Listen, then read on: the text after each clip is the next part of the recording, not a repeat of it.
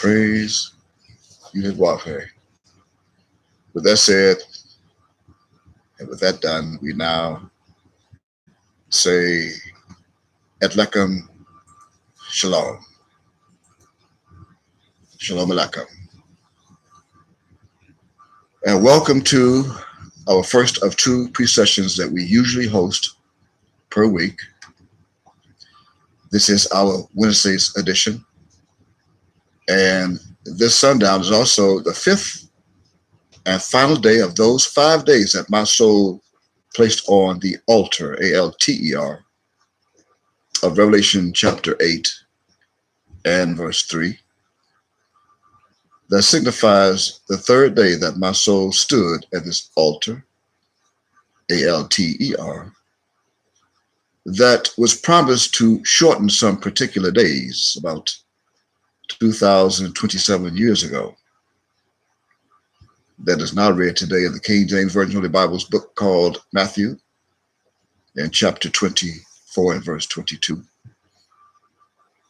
And I am here again today, Mem Yud and me, 2019 years after they, who are the men, women, and children of the fourth out of 12 tribes of Israel, called Yehuda in Hebrew and Judah in English, that crucified that body of the Christ of Yahweh, that they slew that terrestrial body to its death by stoning that body with stones and bricks. And after he laid lifeless on a tree, as they hung that body on a tree, as he laid lifeless at sundown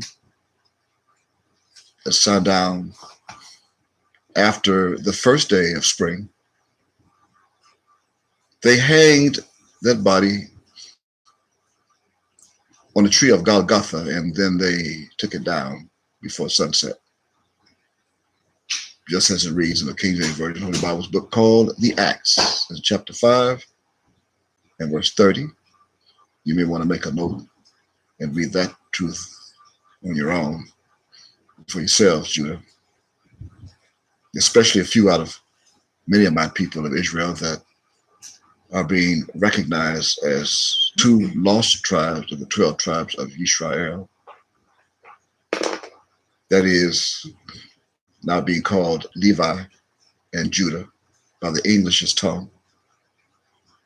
And now, and also known as the third and fourth tribes of the 12 tribes of Israel, those that are presently dwelling for survival here in the United States of America, as well as those who are experiencing a dearth in the Bahamas, D-E-A-R-T-H, dearth, as they sojourn there on the islands of Abaco, Marsh Harbor, I believe it's Marsh Harbor, and Treasure Key, as well as in Freeport, Grand Bahama, just to name a few.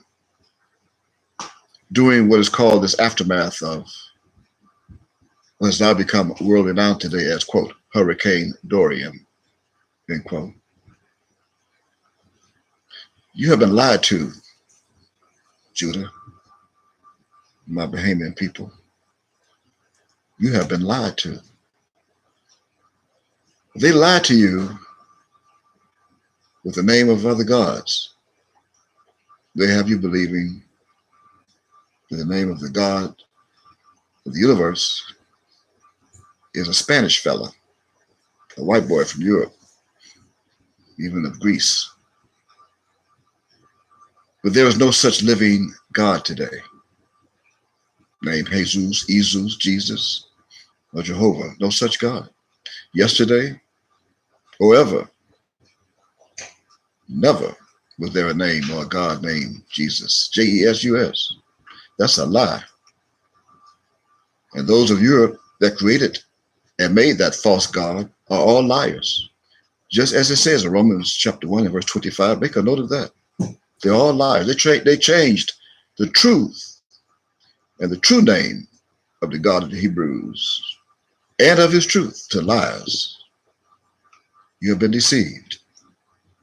And for you who I observe on television, on videos, however they made those by the international news medias, especially those from here in the United States, I saw you on videos and you said that you are alive because you hollered and prayed to Jesus and he saved you.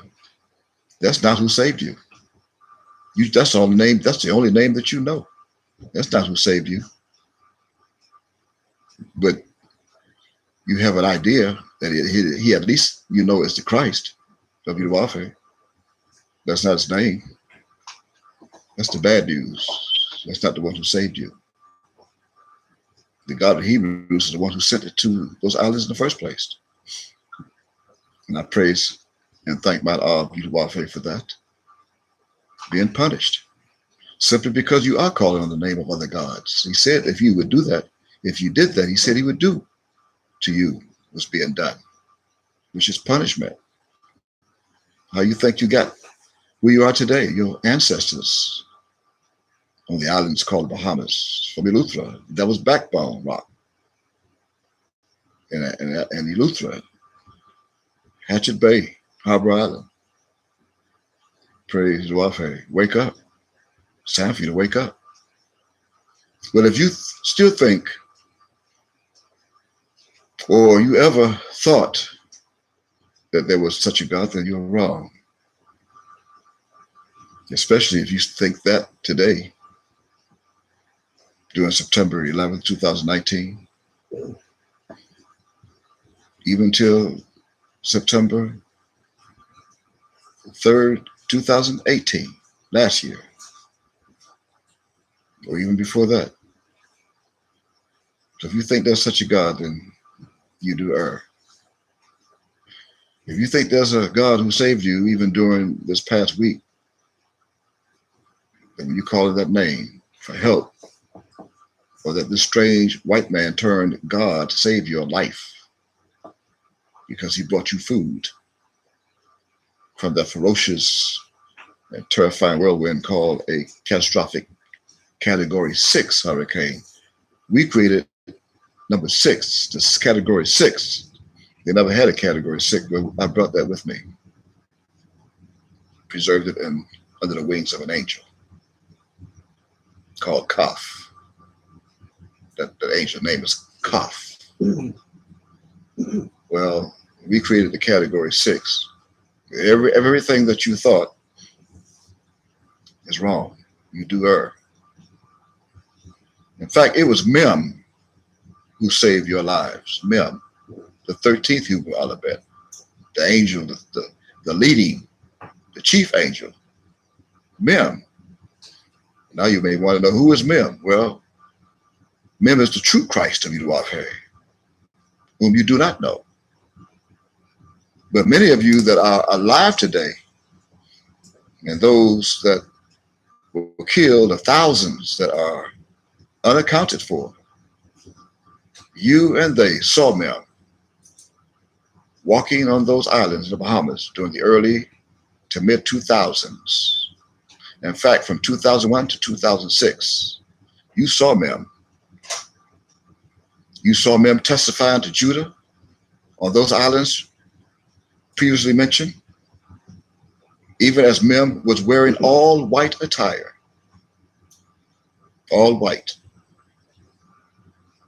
In fact, which one of those attires, one piece, the outer piece, which includes a white medical coat, the type doctors wear, that had an embroidered gold colored emblem of a 7-point star with blue trim over his left chest, with the words, quote, his servant Micah, end quote, embroidered over his right chest. But you paid no attention to his testimony to return to your own God, Yahuwah. You paid no attention. Why didn't you pay attention? Because you were stuck in a dead mode. You were brainwashed into the European gods, not just Jesus, Jesus, but all the other gods of Europe and the Middle East, even Asia. Some of you practice Buddhism, Hinduism, Islam. Well, I thank and praise my Lord, be welfare for those who came out of that.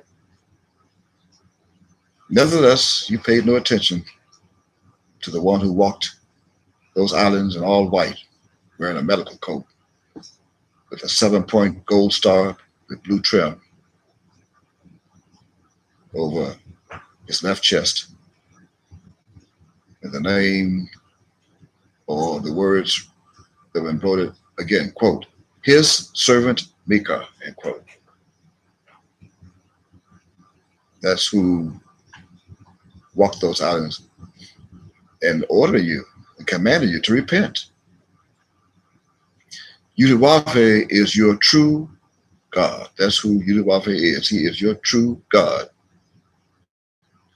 With the very same true God who formed that hurricane inside the continent of West Africa on August the 21st, 2019, and then deployed the very same depression from the west shores of Africa on August the 24th, 2019. Nevertheless, here I am, the very same Hebrew celestial soul who stood at this altar, A-L-T-E-R, that's now read today in the King James Version book called Revelation, as it read in English in chapter 8 and verse 3, that these are the English theologians of the world, they printed that to be read as altar, A-L-T-A-R. Bunch of liars. They didn't know.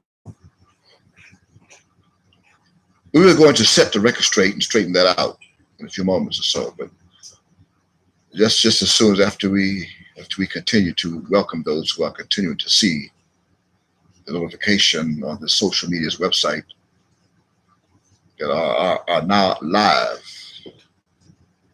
and living on Facebook, is now bringing to this planet another precession numbered as 85 for those who are keeping up and keeping record. This precession that's numbered as 85, which is a special edition that is designed especially for those of you that must take this sundown into consideration to decide who you are going to follow. Are you going to follow Yudhwafe, the God of the Hebrews? Or are you going to follow man or woman or Jesus or Jesus or Isus or some strange God that neither you nor your fathers have known? Why? Why is that so important for you to make a decision? Well, because as of this sundown is the 5th and final day of the 5 that were placed on the 360-day altar, the 360-day altar, A-L-T-E-R, of the Christ of Yudhwafe, who was promised to shorten those days, and at the same time, who had already shortened those days. And I'm going to ask someone of the angels of, one of those angels of the Celestial Lodge, to please read Matthew chapter 24 and verse 20. Matthew chapter 21. Excuse me, Matthew chapter 24 and verse 20. In fact, read verse 21. We're going to skip verse 22 tonight. We read that on Sunday night. I quote, And this is Daniel's going to read Matthew chapter 24 and verse 21. Would you read that, please? Yes, sir. And I quote, for then shall be great tribulation. What kind of tribulation? Great. tribulation, that sounds serious. such as was not since the beginning of the world to this time, no, nor ever shall be. End quote. Praise the Lord. Would you read verse 22 as well? And except those days should be shortened, You there too. should no flesh be saved, but for the That's for you elect's too. sake, those days shall be shortened. End quote. Okay. I'm going to actually, for the sake of, we are also recording on another website. We would like for both websites, both live streams to get that. So read Matthew chapter 24 and verse 22 again, please. And I quote, and except those days should be shortened, there should no flesh be saved, but for the elect's sake, those days shall be shortened. All right, Toda. Thank Thank you. Those days of this verse of subject are a total of 5. 1, 2, 3, 4, 5. That is empowered and authorized by the 5th Hebrew alphabet known as He. And this is He. You can see that. This is the 5th Hebrew alphabet, He. And that's what those days are empowered by. He. He. Now, that 5-day count were added in the 9th century by the Romans, the Roman devils, to the already infinitive 360-degree circle. And that means they stole He. They took He away from the original tribe, the 4th tribe of Israel, known as Judah. They even took the land in 70 AD of Israel. But they then took He from Judah and added He 5 onto, again, the already infinitive 360-degree circle that creates a perfect cycle of 12 months times 30 days in each of the 12 months. And those are ones that Yudawafe made to rule his complete solar calendar. And this shortened of those 5 days that were not added this year. Again, I repeat, this shortened of those 5 days that the Romans stole that were not added took place on sundown Monday, March 11th, 2019 of this year, which was also constituted as the new Sabbath of Yudawafe for this solar year that's now world-renowned to the world of Yudawafe, the nation of Yudawafe, as 6022. 6022. Again, this is the solar year of Yudawafe that's being recognized world-renowned of the nation of Yudawafe as 6022. But as you would have it, many of Judah, my people of Judah, are hard-headed. And that is said throughout the whole Bible, hard-headed, stiff-necked, rebellious. And that is the nature, that's the very nature of Judah. Hard-headed. And because of their hard heads and stiff-necked and rebellious souls, they added the 5 days anyway. This means that they are now observing the wrong Sabbath day. The wrong Sabbath day with those of the other European people.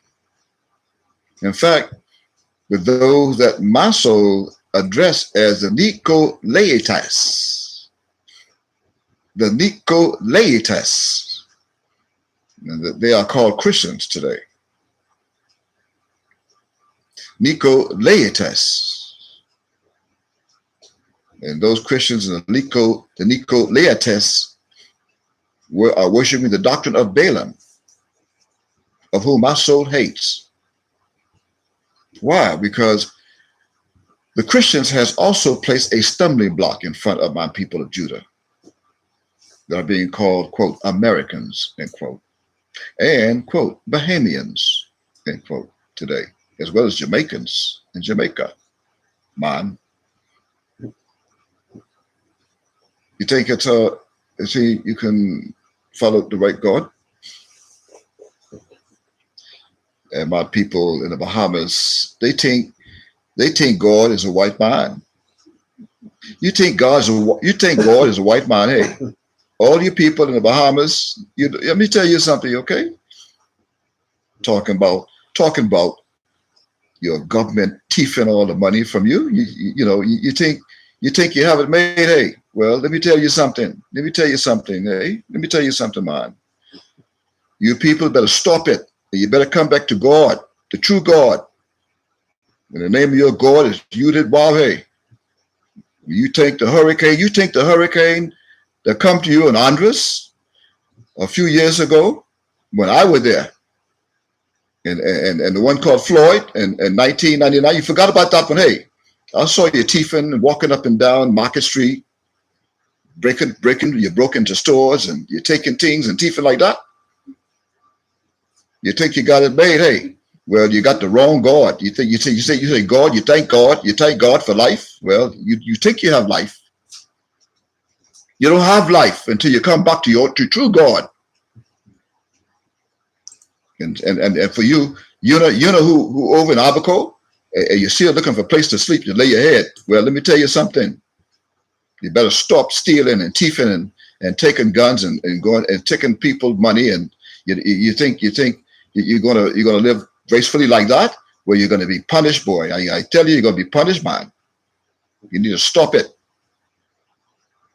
And then there's those in Jamaica, my people. You too are Judah. Rastafari. They know Rastafari. You are Judah, the Lions tribe. But you don't believe that because you think the white European Christians of England is God and those of Rome. But they're the ones responsible for causing my people of Judah to trip and fall into the bottomless pit of Hellel, where their souls will be destroyed forever if you do not repent. Praise Yahweh for those who repent. But your souls who do not repent are going to be destroyed forever. And that's a promise. Why? Well, for defiling Yahweh's Sabbath day. Why do you think? Read verse 20. We cannot go. Read Matthew chapter 24, verse 20. We cannot skip it. We got to read it. It's the subject. Yes, sir. And I quote, "But pray ye that your flight be not in the winter, neither on the Sabbath day." Pray. You can't even do that. You can't even pray. You're praying to the wrong God. You can't even do that right.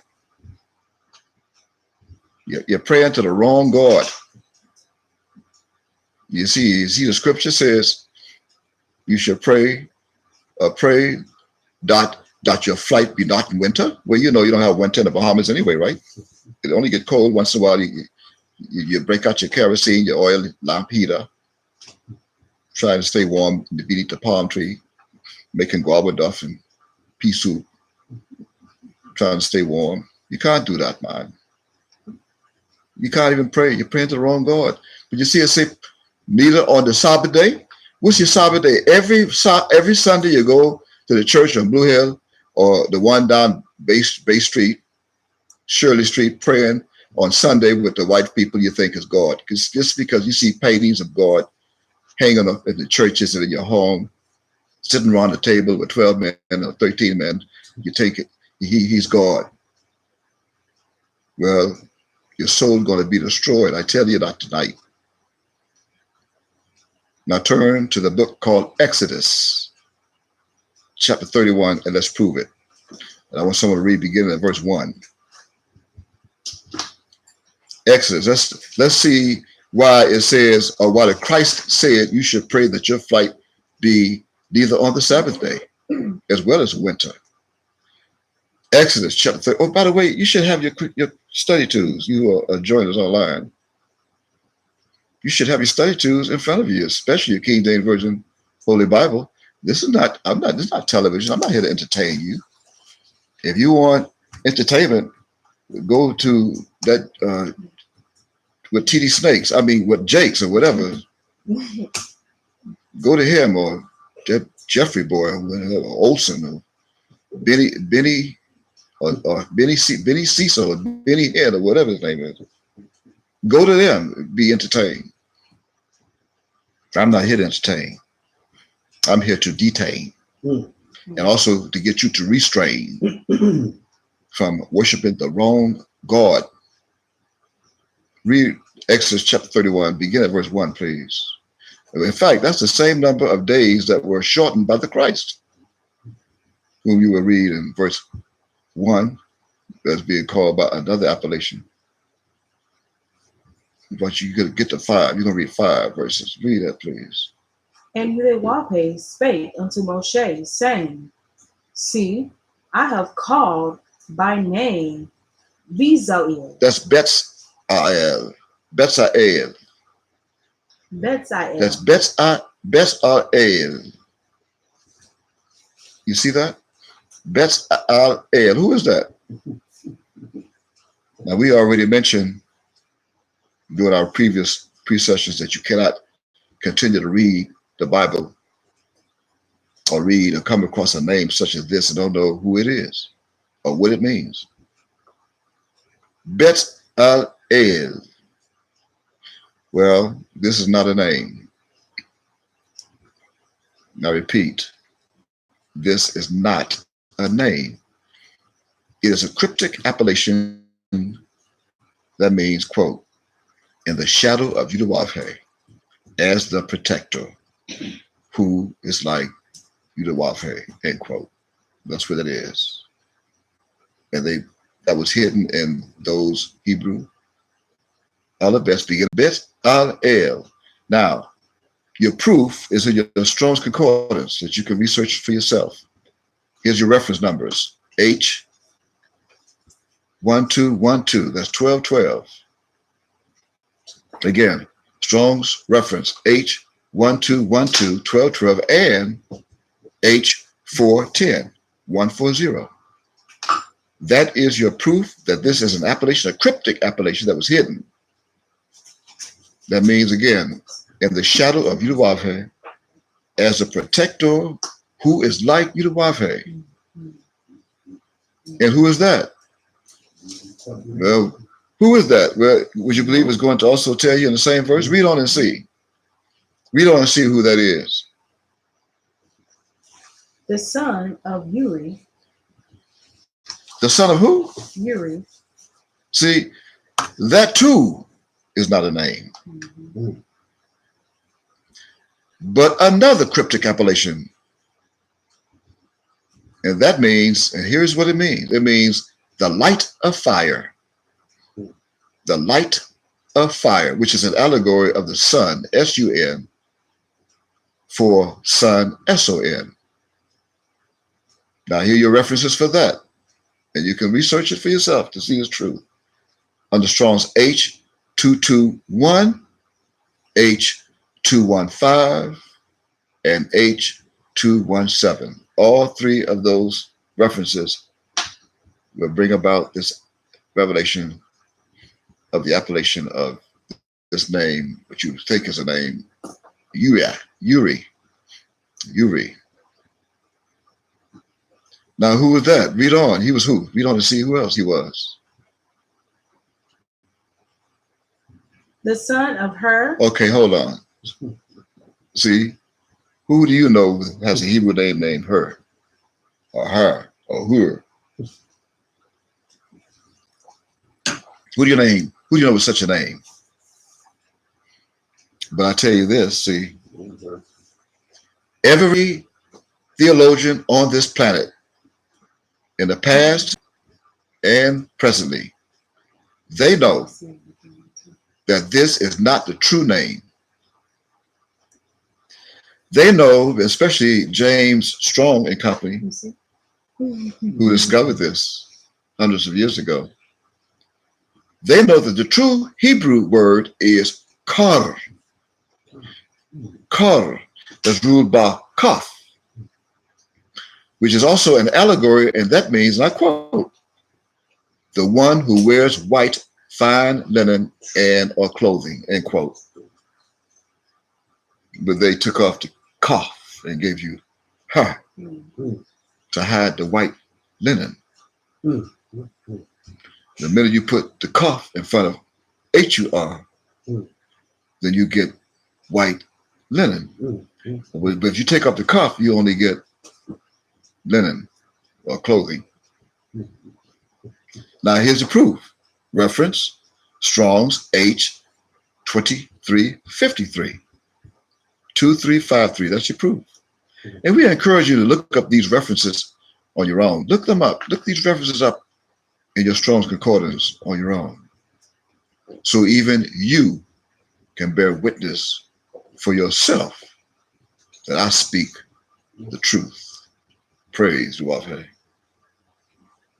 Now we're going to ask Yelishua to complete reading verse 2 so you can see what tribe this one whom Duafe called to walk in his shadow, the shadow of Duafe, who is like Duafe and wears white fine linen and clothing even today, while this one continues to walk this planet in a particular location of the earth with his own tribe of people of Israel, which includes the United States of America and the Bahamas, which is called the tribe of Judah. Read and see. Read this fulfillment of Hebrews 7:14. Of the tribe of Judah. See, hold it. See? See, that proves that he came from. He came, see, he actually, Hebrews 7:14 said that he sprang out of the tribe of Judah. Remember that now. Hebrews chapter 7, verse 14 proves that he sprang out of the tribe of Judah. So wherever Judah is today, that's where he sprang out of. But Hebrews 7:14 did not say that he came from F-R-O-M, the tribe of Judah, which is tribal. This means that he is not of a tribe, but is of the celestial lodge. You can be the judge of that for yourself after we disconnect from this testimony tonight. You'll see. Why is that? Because what will be revealed tonight cannot be done by anyone, no other soul that's dwelling on this planet today. And that's out of 7.7 billion people, which includes the theologians of Europe, the Papal, the Vatican, all the bishops, clergymen on earth, even those who wear a clerical collar around their necks, cannot do what's going to be done tonight. The only one who can do it is the one who signified prophetic cryptograms and then sealed them up. He's the only one. In the meantime, Yelishua, please read verse 3. I believe we had 5. You said we would go 5.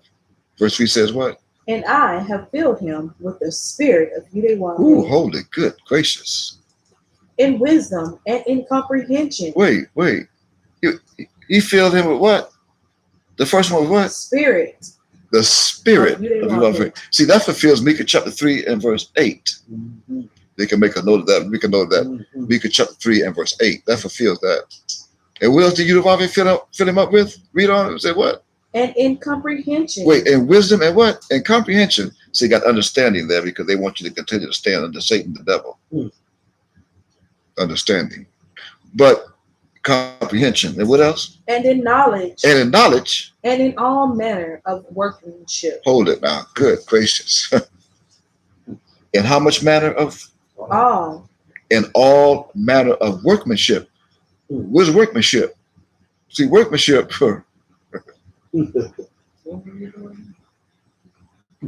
means all kind of work and crafts. And there are a few who are bearing witness of this very one whom Yahuwah called, that is now fulfilling this wisdom and comprehension and knowledge and all manner of workmanship that this one has in his body and soul. And I mean, you name it, and he can do it. Huh? True, I bear witness. And that includes what? Repairing ceilings, electric washing machines, repairing electric washing machines and dryers, clothes dryers, Electrical wires, automobiles, wiring, automobile like an auto mechanic, installing doors and locks like a carpenter, and installing security cameras and satellite dishes and its entire system, just like an electronic engineer, huh? And can cook and bake like a hoppy. Writing a book a day. Can cook like a hoppy, like, huh? Writing Like, books. writing books like an author daily. In fact, he can even fix the pair, P-A-I-R, of the R-E, of those of his own people whose minds needs to undergo a repair, R-E-P-A-I-R. Huh? And then what? And then turn around backward. He can turn around backward and teach all those who are repaired all of the laws of both worlds. Right? Of both worlds, terrestrial and celestial. Just to name a few. Wow. I bear witness. You say you bear witness too? I bear witness. All right, then read verse 4. Read verse 4, please. I think I'm convinced. Read verse 4, please. To devise cunning works, to work in gold and in silver. What? And in And in brass. brass. Wow. Read on to verse 5. And in cutting of stones, to set them, and in carving of timber. He can do that too. And to what else? work in all manner of workmanship. Oh, he can do that too. See, Praise this is a the supplement of verse 3. Right. Now skip down to verse 13. Look at it, 13 as in mem. Wonder why they put it in 13, mem. And read that verse, as well as verse 14 as in nun. Wow. I wonder what's in those verses. Read on. Let's see if that's the subject. Speak thou also unto the children of Israel, saying, Verily, my Sabbats ye shall keep. Wait, who's Sabbath? My Mem. Yud. No. See, this my is Yudawafhe, Oh, yeah, he's speaking. Yeah. not Mem Yud Kaf Yudawafhe. Oh, yeah, because it says, Yudawafhe is speaking from, remember, verse up to verse what? Mem Yud Kaf Yudawafhe was only given the power to cut days short of what it has been added of the Sabbath. Why? Well, because time is set and ruled by the Ancient of Days from infinity. And no one can change that. The sun is merely used to keep time by the power of its fire and light. Remember? That name was given up in verse 1. With the fire and light. So read on so Judah can see why it is so very important for you to keep the true Sabbath day of Yudawafhe, true Sabbath of Yudawafhe. For what? For it is a sign between me and you throughout your generations, that ye may know that I am Yudawafhe, that doth sanctify you. Wow. So when did the generations end? This verse says throughout your generation. Didn't it? All right, read verse 14, please. And let's see the penalty for violating that, for defiling it. Ye shall keep the Shabbat, therefore, for it is holy unto you. It's what? Holy. Oh my goodness. It's holy. And so what? That means what? Every one that defileth it shall surely be put to death. What, surely? Surely. Why? For whosoever doth Do it. any work Uh-huh. therein, What happened to that the soul shall be body? soul. The soul shall be what? That soul shall be cut off from among his people. Period. Mm. Period. Any questions? I don't have any. I think he speaks for himself. Crazy water. That he is who? Udawape. Wow. They think they are ignoring me. Right. Can you imagine? They think they're ignoring Mika. Praise you for your ignorance. I think the root word of ignorance is ignore, right? Okay. Now, as we said earlier, these 5 days that we took back from the devils of the 9th century were placed on the altar of the Christ of Udawafe, and are now being used to make what had been already shortened to become shortened again, that was already shortened by the Christ. What? What did he say? I will never repeat that. I said the 5 days that we took back from the devils of the 9th century were placed on the altar of the Christ of Udawafe, that's A-L-T-E-R, and are now being used to make what had been already shortened to become shortened again, that was already shortened by the Christ before. Understand? Or comprehend? No? Somebody said no. Now you got to go back, you got to go read Mark chapter 13 and verse 20. So read that, please. Go to Mark chapter 13, and you who have your Bibles, go to Mark chapter 13. We're going to read verse 20. Who has that? Verse 20. Verse 20. Yes, sir. Mark chapter 13. You who will join us on live stream, please grab it and read it, please, with us. Mark chapter 13, verse 20, and I quote, and except that the Lord Nimukapihewavhe had shortened those days, no flesh should be saved. Now we see how important it is, why it will be saved, because Uwafe said, surely that soul will be cut off from among his people, her people too. By the way, women are not exempt from this. The women children too. What else? But for the elect's sake, whom he hath chosen, he hath shortened the days. See, the Christ had already elected some people and chose some people who's going to do this. They're going to obey it. His soul know who they are. And he's only looking for ye. See, you are not going to do this. In fact, this verse records the past tense of what had already been, would have been already shortened to become shortened again. That was already shortened by the soul of the Christ over 2022 years ago. 2022 years ago. He had already shortened it because he knew that Rome was going to come in the future and do it, add 5. So he shortened it before it even happened. He just simply put it back. Like nothing ever happened. I mean, even to this very day of what's called the Gregorian calendar, that's now recorded as what? September 11, 2019. That sounds familiar. September 11, 9/11. Of course, it's a date that is also being observed by the European descendants that are being called Americans today, as their 18th year anniversary that their government was attacked by a few sons of Ishmael, who actually flew 2 American airline passenger jets into both World Trade Tower buildings of Manhattan's, New York, right? Manhattan, downtown Manhattan, New York.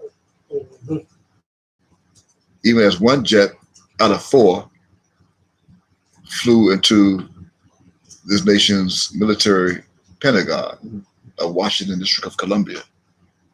It all took place on Tuesday, September 11, 2001. See, I remember the day of the week because that's the day I come from the Bahamas to shop for my business that I once owned. I gave it up. And you who are watching this, even if it's recorded, you think you know me. Well, yeah, I'm the same fella. I'm the same man. The same man who walked Bay Street, downtown Bay Street, that you were laughing at. You laugh at me. You blew your horn. You passed right by me on Thompson Boulevard. A few you passed right by me on Thompson Boulevard, walking. You see me walking up Shirley Street. You saw me walking, and you instead of stopping, you stopped to give me a ride. You want to ride, man? Where you going? How far you walking? Instead of giving me a ride, you laugh. I remember one of you said, "Why don't you buy yourself a car?" And you laugh and you blow your horn. You keep going. I wave right back at you. I knew. See, I knew who I was. You didn't know. Praise Yudawave. Needless to say, but I'm going to. Many of my own people who are called Judah are hard-headed. So they added 5 days, as I mentioned before, to March 11, 2019 anyway. And now they are on Facebook every sundown Saturday, sundown Sunday, saying Shabbat Shalom with the Christians. Praise Wafe. As I said a few moments ago, I'm going to repeat that. See, those stiff-necked and hard-headed children of Yudawafe, they are now observing the wrong Sabbath day with those very same souls of those whom I address as the Nicolaitans. Nicolaitans. You can find that name. I'm not making his name up. It's in the book called Revelation chapter 2. You'll see it. It's there. They're now being called Christians today. And I worship the doctrine of Balaam that my soul truly hates. I hate Balaam, the doctrine of Balaam. Why? Why do I hate the doctrine of Balaam so much? Well, because the answer to that question is because the Christians have now placed a stumbling block in front of my own people of Judah. Those are being called, quote, Americans, end quote. And, quote, Bahamians. Some of my people say, I as a Bahamian, and I proud of that. Bahamian today. Even as those white European Christians of England and of Rome are responsible for causing my people of Judah to trip and fall into the bottomless pit, along with Hillel and his wicked angels, also known as the devil, Satan, the great dragon, the serpent, also known as Satan John Trump, just as recorded in the book called Revelation chapter 12 and verse 9. So, you now have a choice, Judah. You're being faced with a choice on this final 5th day of the 5 of Hay. In fact, choose whom you will serve this day. But as for me and my house, we're going to serve Yudawafe. This means that when you see sundown again, it will be constituted as the 1st day of the 7th month. Why? Because this is now the evening and the morning of the 5th and final day of the 5 that we placed on the altar. Hey, the 5th and final day.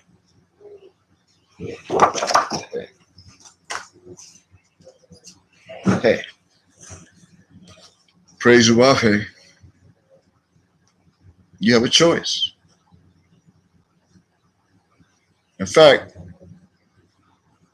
it was promised and prophesied that those days will shorten, and we just proved it. It also promised and prophesied of what we just read in Matthew and Mark, that he would shorten those days in the last days, and if not, no flesh would be saved. Now, for those of you that are joining us tonight on live stream, we are once again tonight bringing to you and to this planet called Earth another true testimony, a true testimony from and of the Celestial Lodge of Yudit-Wahbe, as we continue to make our attempt and abode with you, and to reach out to those of our own people of Yisrael, and especially of the tribe called Judah. And that includes those of my people in the Bahamas and in Canada, and all of those in the islands of the Caribbean, including Jamaica, Trinidad, and a few more. I mean, San Domingo, Puerto Rico, Barbados, I believe I mentioned St. Thomas, St. Croix. All those people, those islands are our people. Even in Brazil, my people are scattered all over the world. So we are encouraging you to repent and return to your own God, Yudit-Wahbe. If not, then you will soon be facing another whirlwind that they call a, quote, hurricane, end quote. And more than likely, they will also give the next 2 to 3 hurricanes Spaniards' names, Spanish name, Mexico. Like, for example, Humberto, yeah, or Lorenzo, Melissa, even a few, Melissa, and Pablo. Could you imagine Hurricane Pablo walking up Southwest 8th Street here, La Havana? That's just to name a few. But even worse than a hurricane, could you imagine this? An earthquake that will cause a tsunami in the Caribbean, an earthquake in the Caribbean, in the Atlantic Ocean, that will cause a tsunami and wipe out an island. Right? Like one did in, I believe, somewhere around 2001 in Asia somewhere, Philippines. In the meantime, we bring to all of you of Yisrael again tonight, and to those of the world, another round of some very important messages that you must have and know. And the Sabbath day, keeping the true Sabbath day is one of them. And in entity of substance, the first very important message on tonight's agenda that we have for ye and for you to know, as we mentioned earlier, is that Yudit-Wahbe is God. I am here to testify of mine Ab, Yudit-Wahbe, and he promised you and ye that I would do that. Testify of him. Yudit-Wahbe is God. Yudit-Wahbe is the true and only living God. Jeremiah chapter 10, verse 10. Would you find that? Read that, please. Yes, sir. Jeremiah chapter 10, verse 10. Somebody read that so they can see I'm not making this up. You who are online, you can turn to your Bible and book called Jeremiah. Jeremiah chapter 10, verse 10. It says what? And I quote, but the Lord Yudit-Wahbe is the true God. He is the living God. Wow. And an everlasting King. An everlasting King. At his wrath, the earth shall tremble. Wait. Hold it now. At his wrath, the earth will do what? Shall tremble. They call it an earthquake. Didn't I just say that he can cause an earthquake in the Caribbean and the Atlantic Ocean that will cause a tsunami? And that would be a result of him being what? Wrath. Wrath. His wrath. That's angry. Yes. And what else? And the nation shall not be able to abide his indignation. Period. Equal. Huh? Period. Equal. No need. See that again. He speaks for himself. Indeed. Praise Yahweh. I will not want to be on his wrath side or angry side. Not Mika. Not Mem Yud Kaf Yahweh. Not Mika Yahweh. I will not. That's why I'm doing what I'm supposed to be doing and obeying his commandments. And that's why I'm here tonight, feeding his children manna from heaven that was hidden in the wilderness for 40 years, from 1979 to 2019. This is the year of Jubilee, the 40th year of this generation. I mean, Yahweh is the true and only living God, none else. And with that message, we ask now that you go and come along with us in your Bibles, because we're going to go now on a journey. Not only that, but grab your concordance. We're going to go for a ride in the spirit. Just as Yochanan was in the spirit. We're going to take a few people now, those who join us tonight, on a ride, not on an American Airlines jet. You know what happened to 4 of those on September 11th, 2001. We're going to go in a ride that will not crash. We're going to go in a fly machine that will not crash. And no one else can fly it at the cockpit. No one else can operate it except an angel. Cherubim.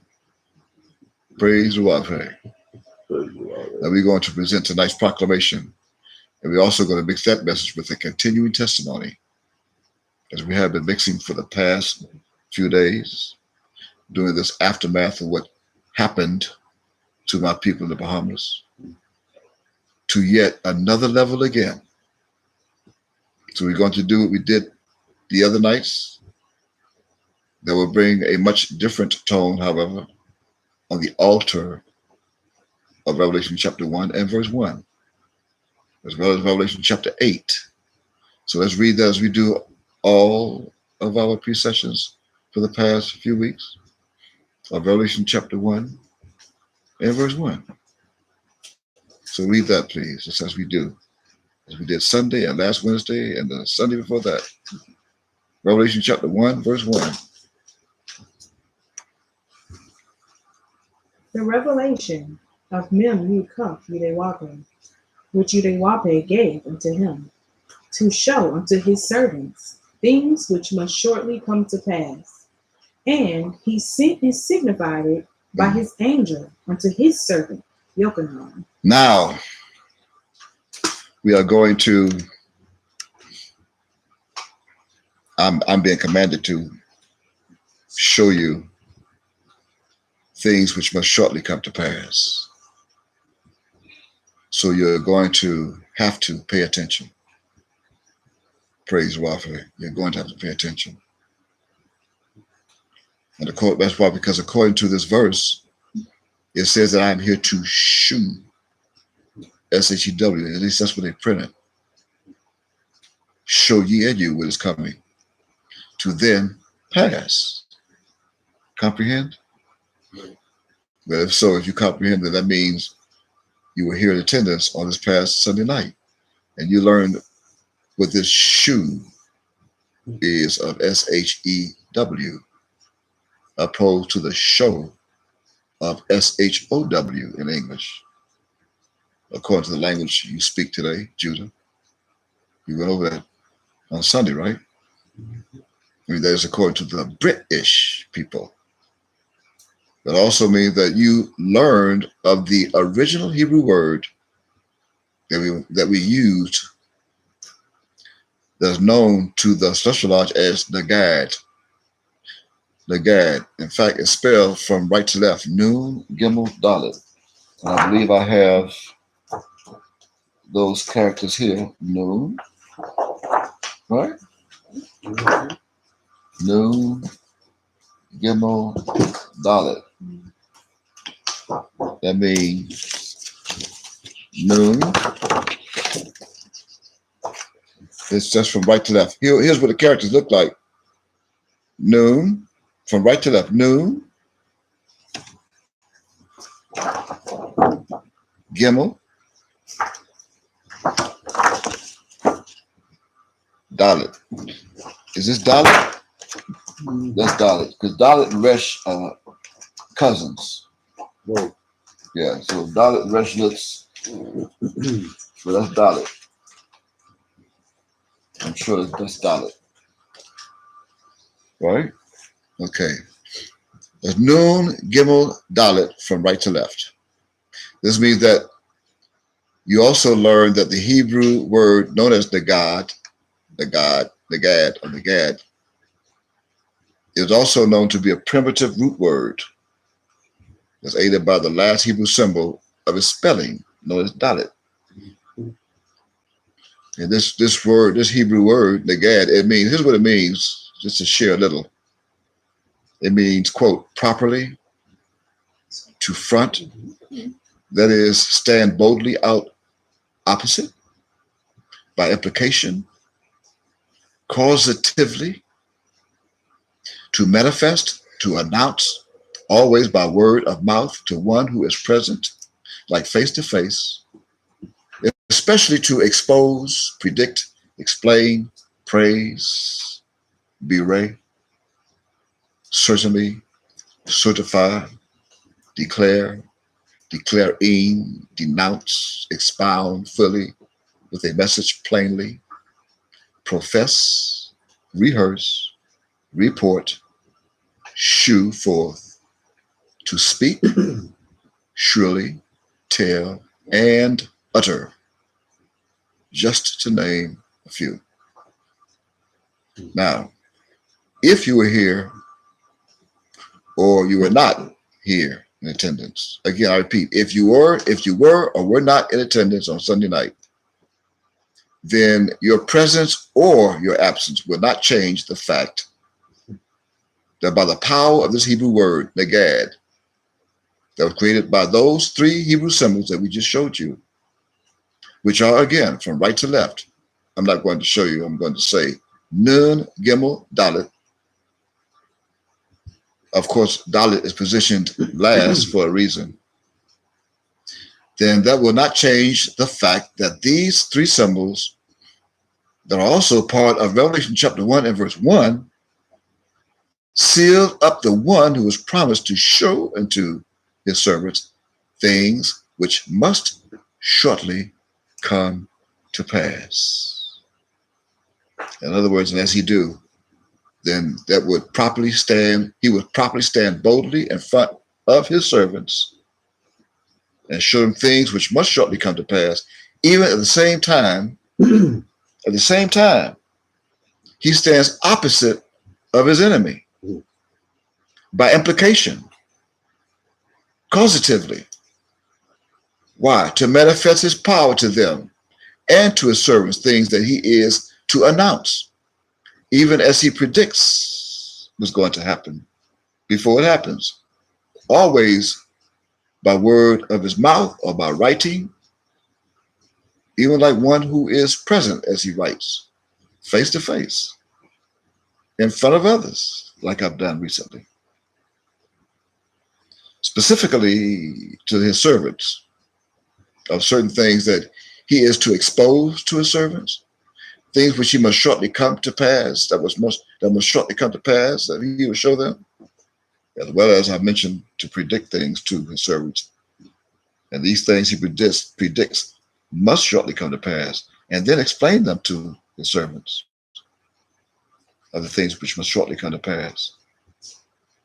As he also encourages his servants to praise Yahweh, but at the same time, bewray Satan, the devil, and his angels that are most certainly evil and wicked and are not to comfort my people, but are out to destroy Judah and Israel.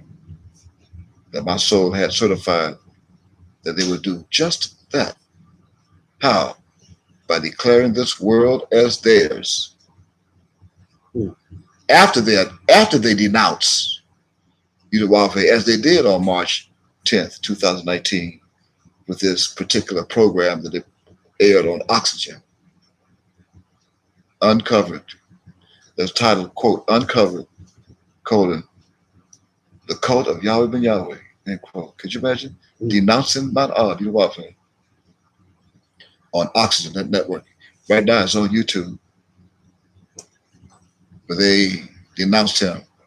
And they also expound fully with their own messages of religious deities, of falsehood.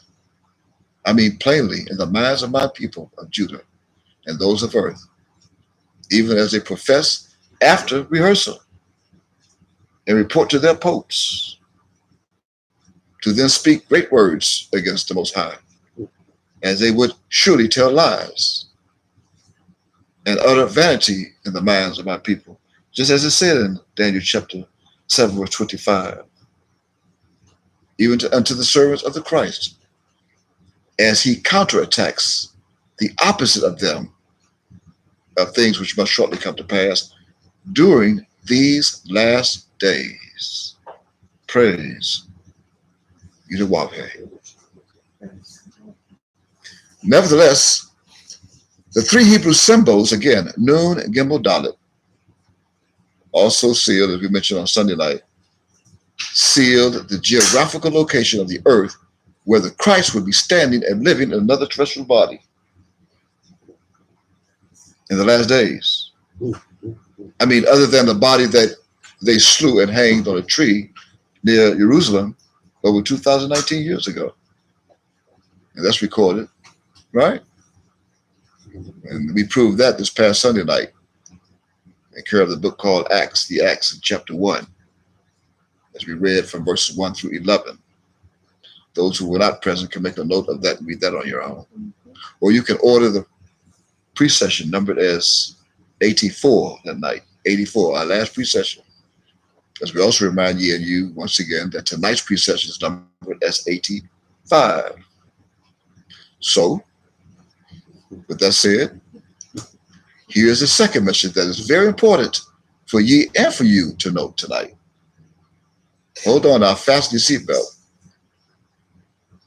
Why? Because this involves the commandments, the judgments, the laws, and statutes of Udawafe.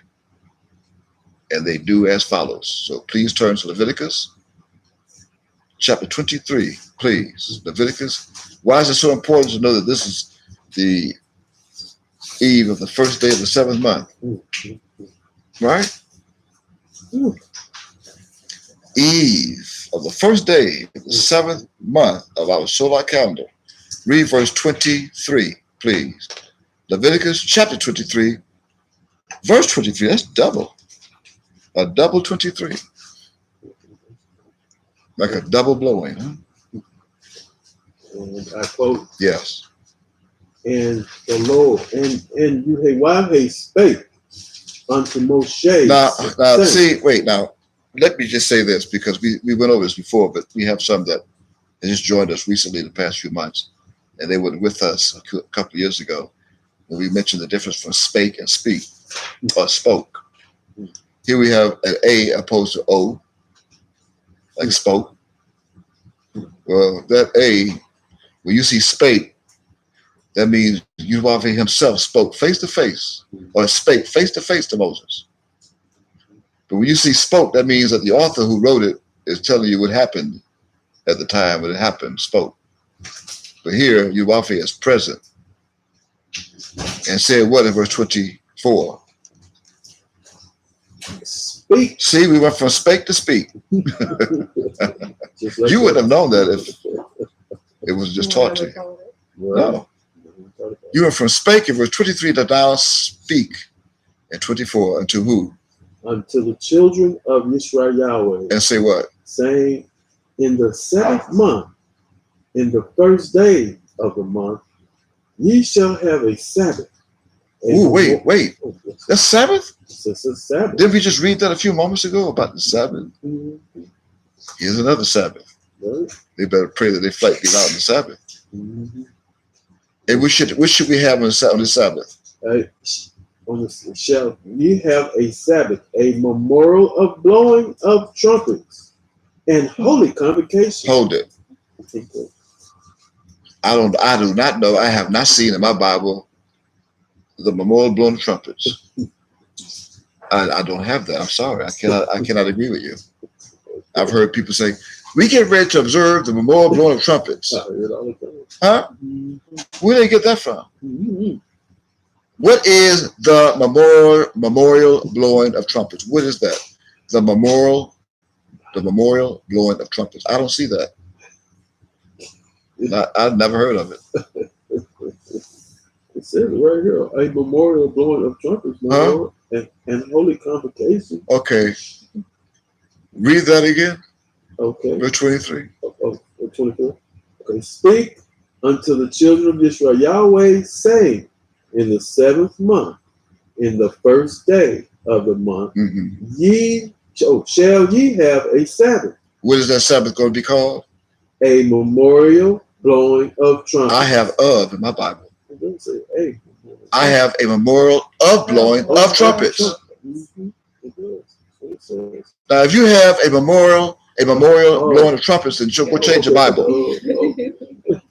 You got the wrong Bible. Go give Cecil his Bible back that you bought from the flea market.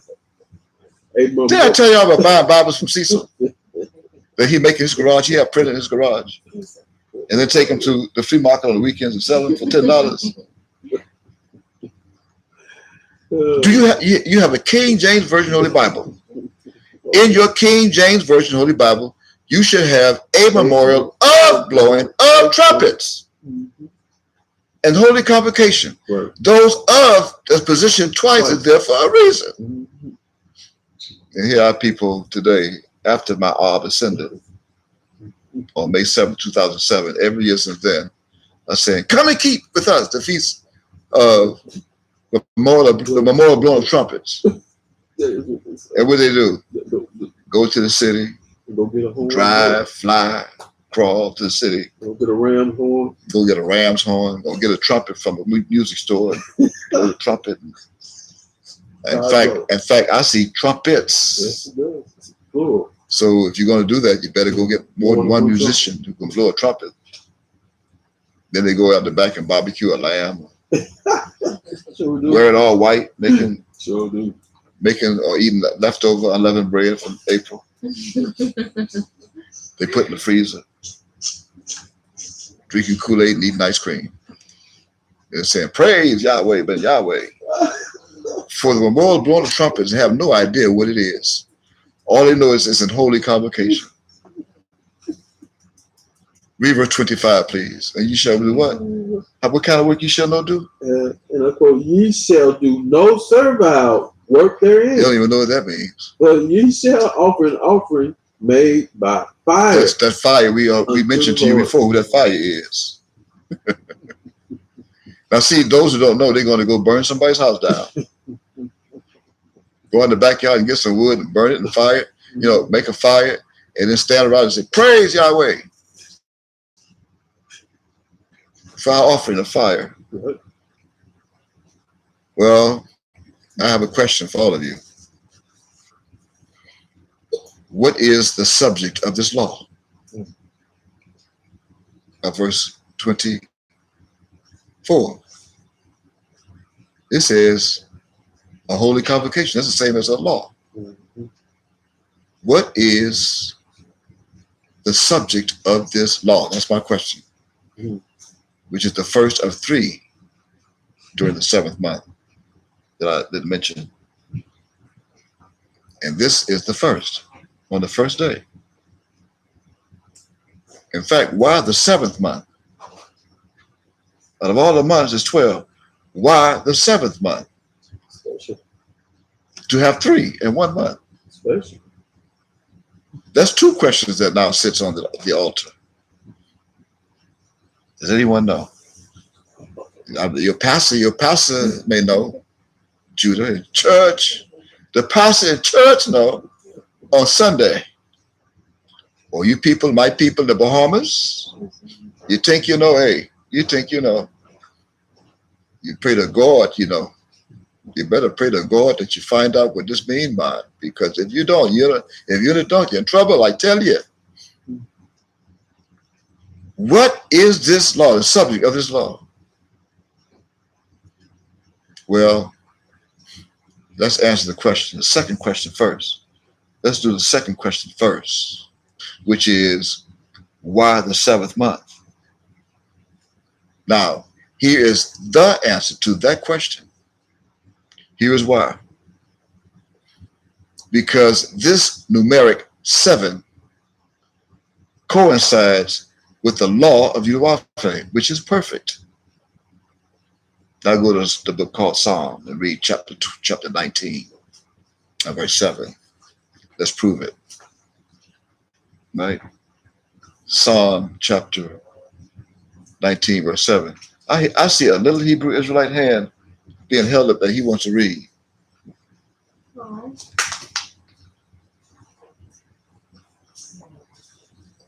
Isn't that something? Fulfilling Joel chapter 2 and verse 28. You can read. I mean, how old? 8? We have our children are of Daniel chapter 1, cunning in science and all manner of wisdom. Okay, nice and loud so the world can hear. My little 8-year-old prince, read nice and loud.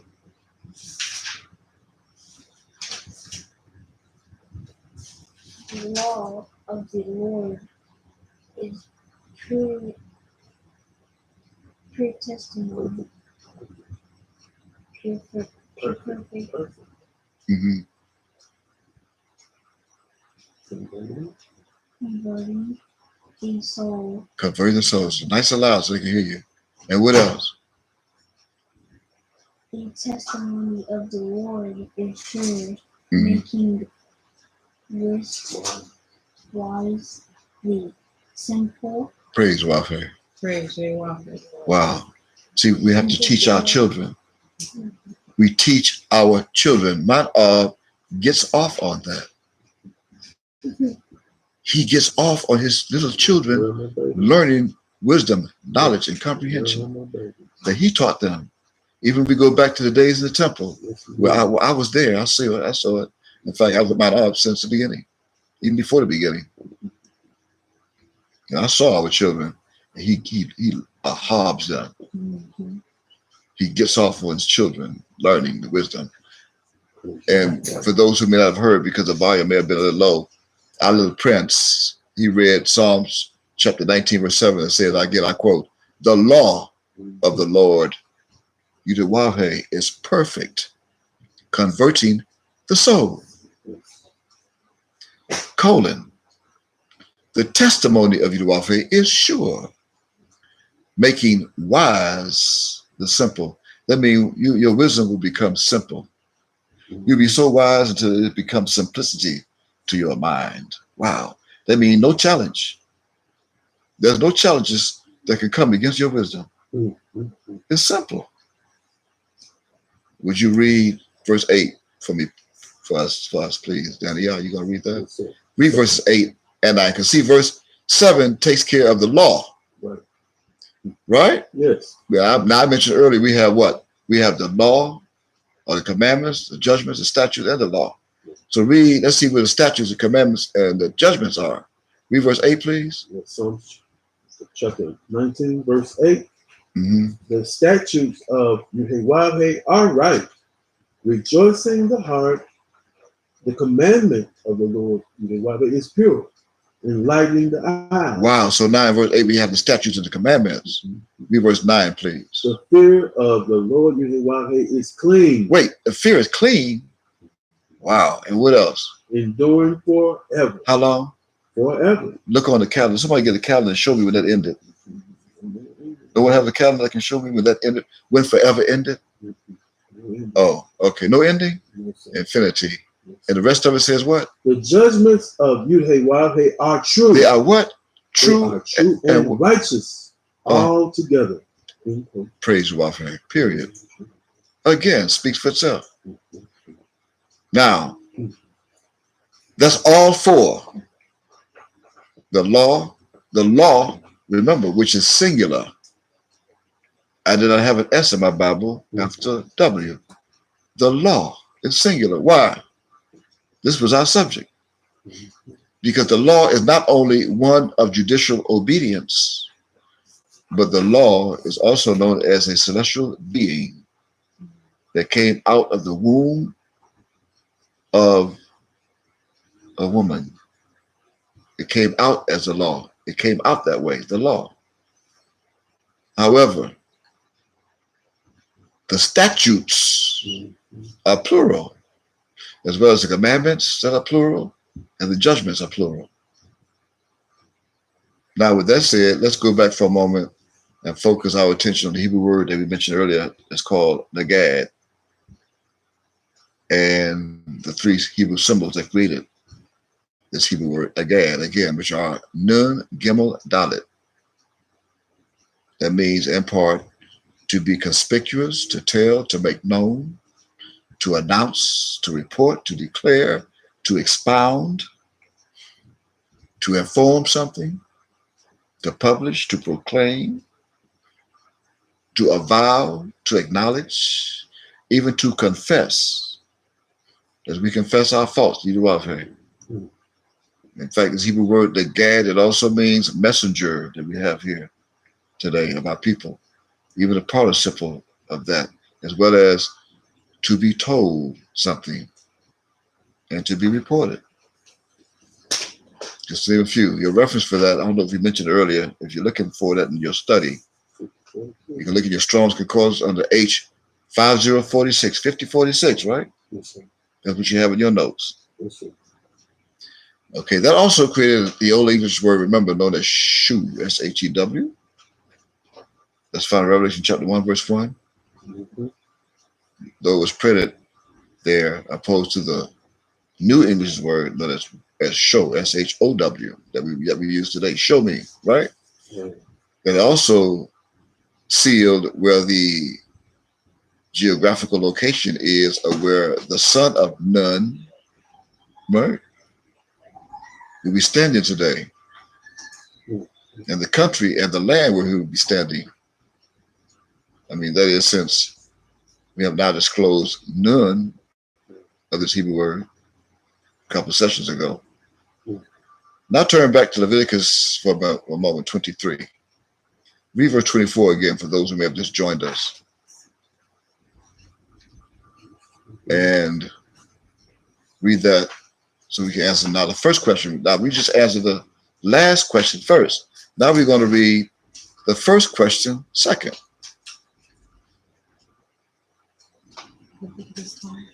Leviticus chapter 23, verse 24, please.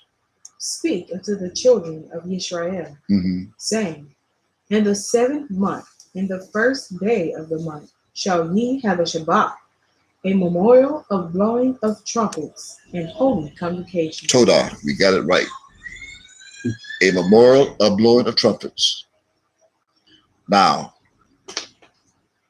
with that read, here's the first question again for the second answer. That first question was, remember, I quote, what is the subject of this law? Which is the first of 3 laws during the 7th month.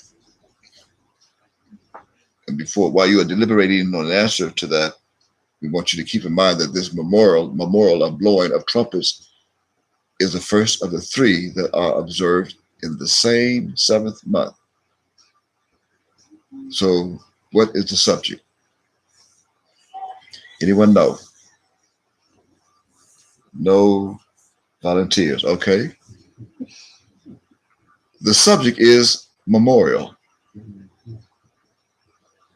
The English word memorial, M-E-M-O-R-I-A-L, spelled from left to right. Again, M-E-M-O-R-I-A-L, memorial in English. And that's all you see. Mm-hmm. Right? Right. Right. Now, that's a humble spirit. That's all I can see. And see that you have to learn to humble yourselves, kill all the egos. Because the minute, see those with egos. Yeah. So what do you see? Man, let me tell you what I see. I'm going to tell you just what I see. I see 8 letters. And then here they go wrong already. Show me 8 letters in this word. Count them. Let's see. Sure, that's wisdom. Let's see wisdom. Remember, wisdom is simple. Right. Making wise to simple. Right. Okay. Count them. Show me 8 letters.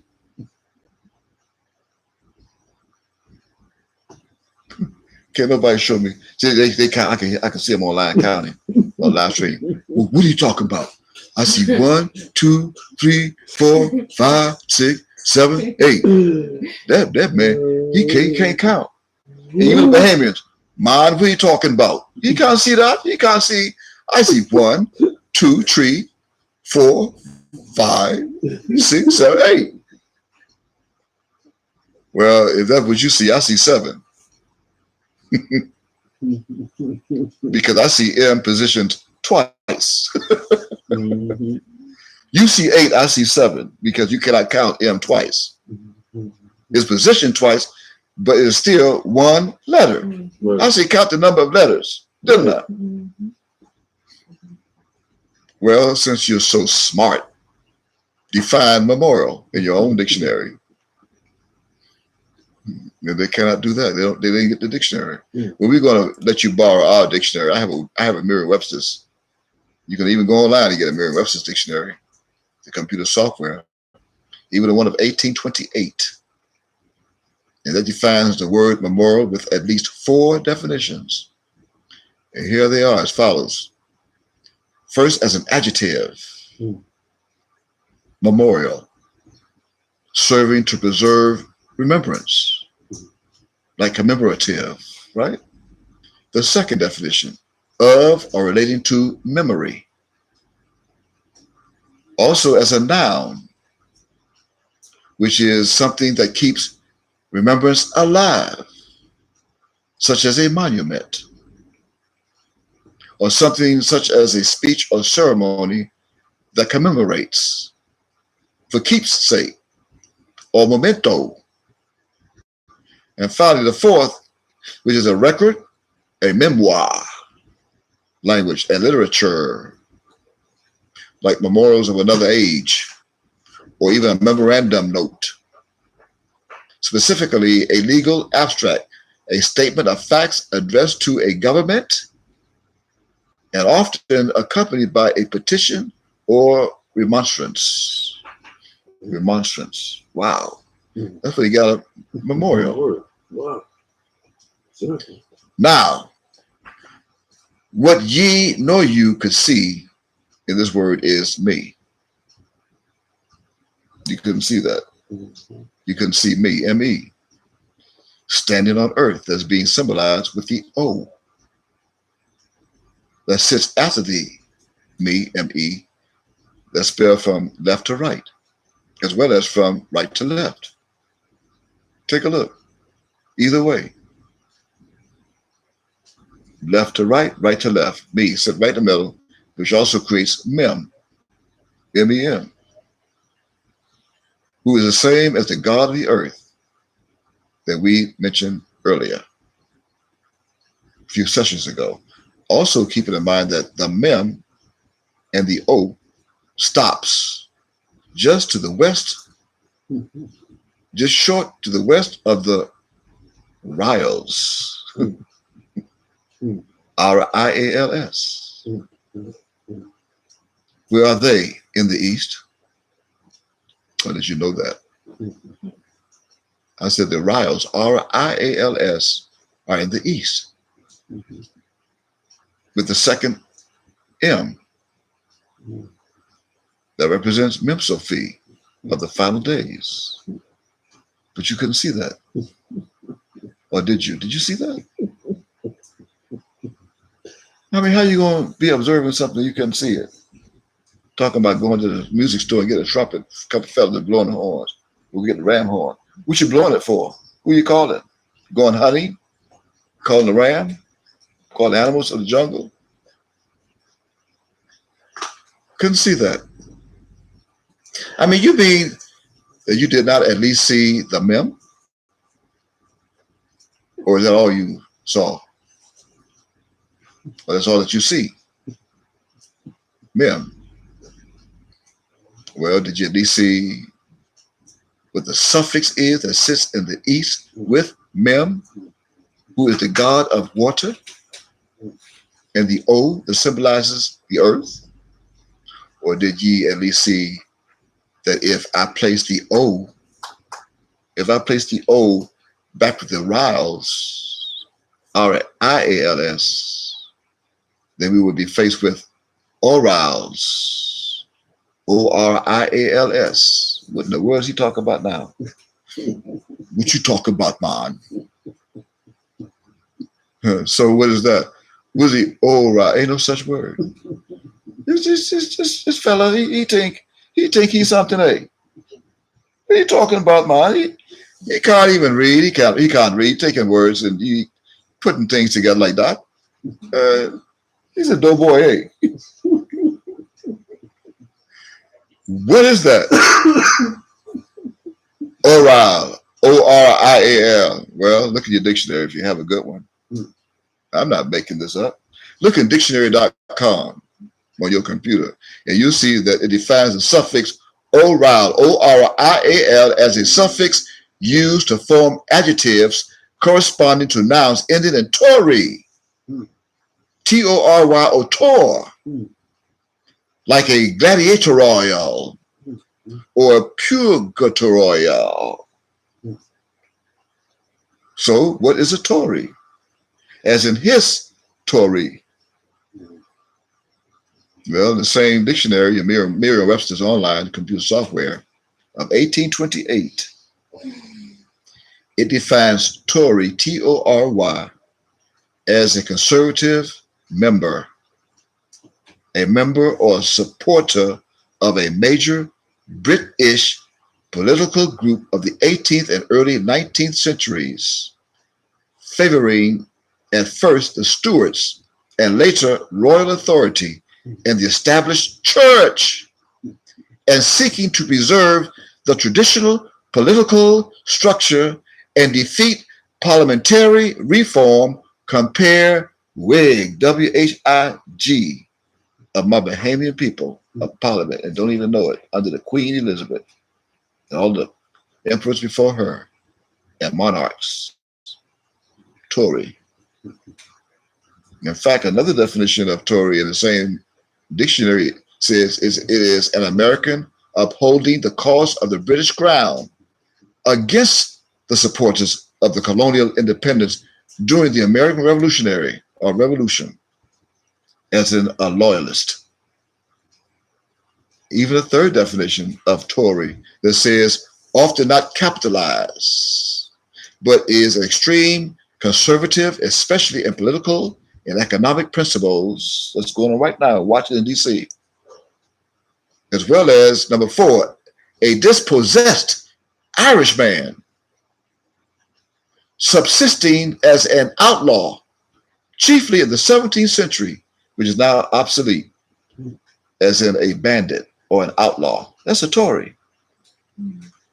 That comes from Ryle, or Oriel is found at the end of memorial. And they are celebrating a memorial. They don't have no idea what they're doing. Well, okay, what about just the suffix alone, known as Ryle, R-I-A-L, without the O? Ain't no such word. Well,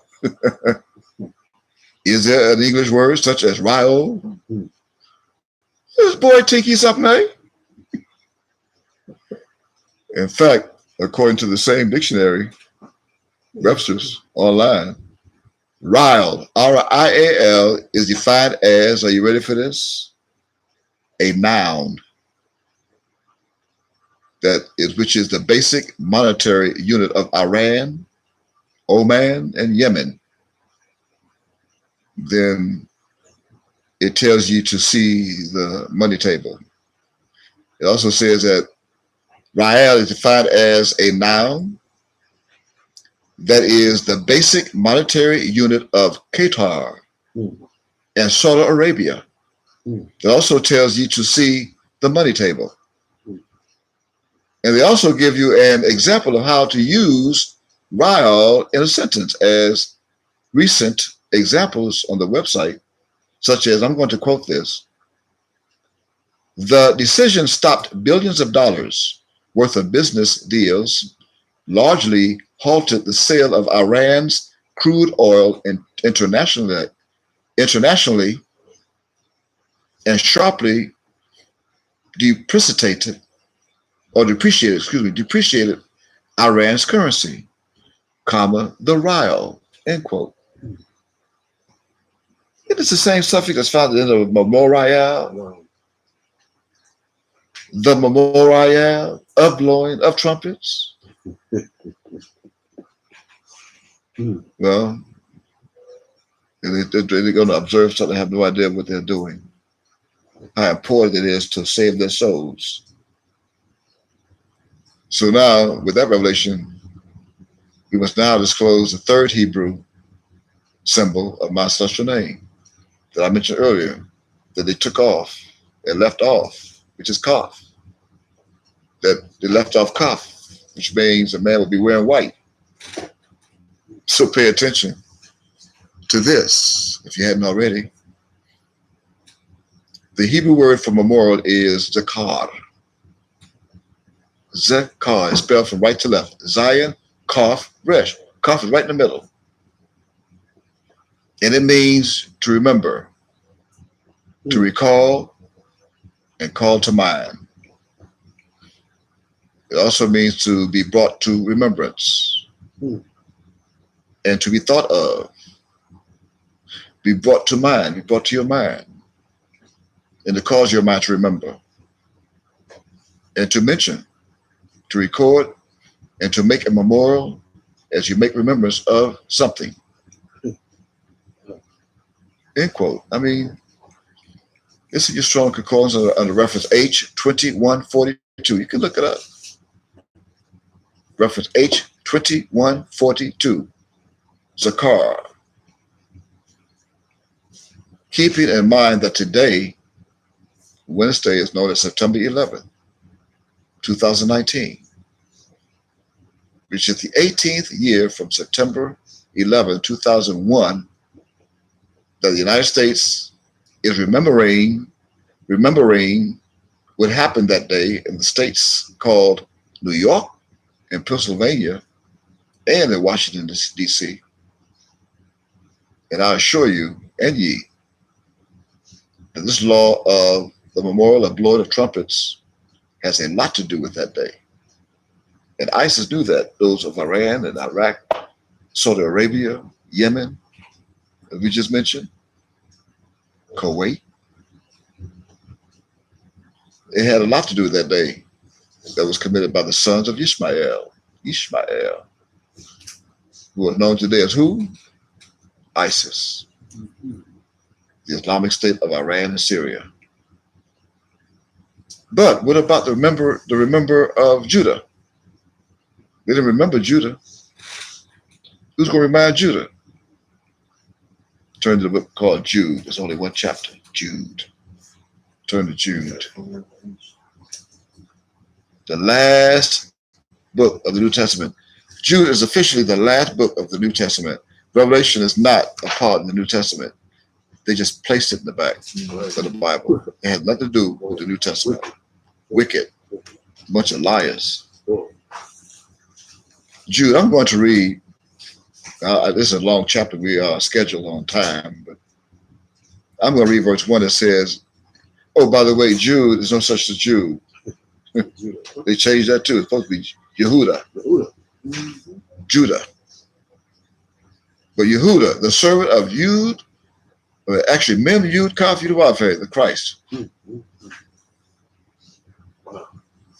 And brother of, they got James. There's no such a J. There's another appellation, actually for Judah. To them that are sanctified by Yud the Father, and preserved in Mem Yud Kaf Yud the Christ, and called, mercy unto you, and shalom, and ahab be multiplied. Beloved, when I gave all diligence to write unto you of the common salvation, it was needful for me to write unto you and exhort you that ye should earnestly contend for the faith which was once delivered unto the saints. For there are certain men crept in unawares, who were before of old ordained to this condemnation, ungodly men, turning the grace of our God into lasciviousness, and denying the only Lord God and the only Lord God Yahweh and our Lord Mem Yud Kav Yahweh, the Christ. I will therefore put you in remembrance. Here's that remembrance. Though ye once knew this, how that the Lord Mem Yud Kav Yahweh, having saved the people out of the land of Egypt, afterward destroyed them that believed not. And that's also the Lord Yudawafeh. They both were there, even as the son of Nun that was there. And the angels which kept not their first estate, but left their own habitation, as they did today, he hath reserved in everlasting chains under darkness, unto the judgment of the great day, even Sodom and Gomorrah, and the cities about them in like manner, giving themselves over to fornication. Oh my goodness, they're doing it today, as it was in the days of Noah, and going after strange flesh, as they're doing today, even tribal against the wrong tribe, with the wrong tribe, are set forth for an example, suffering the vengeance of eternal fire. Wow. Likewise, also these filthy dreamers defile the flesh, despise dominion, and speak evil of dignities. Yet Michael, the archangel, who is like you to when contending with the devil, he disputed about the body of Moshe, durst not bring against him a railing accusation, but said, Yudawave rebuked thee, Satan. But these speak evil of those things which they know not. But what they know naturally as brute beasts, in those things they corrupt themselves. Woe unto them, for they have gone in the way of Cain, and ran greedily after the error of Balaam for reward. See, there it is, Balaam again. And perished in the gainsaying of Kor. These are spots of your feasts of charity, where they feast with you, feeding themselves without fear, clouds they are without water, carried about of winds. Carried about. Those winds is hurricanes. Trees whose fruit withereth, without fruit, twice dead, mentally and physically, and spiritually, plucked up by the roots, raging waves of the sea, foaming out their own shame, wandering stars, to whom is reserved the blackness of darkness forever. I think that's all that's enough to get the point across. Right? Praise the Lord. Even as the last two verses says, 24 and 25, now unto him that is able to keep you from falling and to present you faultless before the presence of his glory with exceeding joy, to the only wise Yudawave, our Savior, be glory and majesty, dominion and power, both now and ever.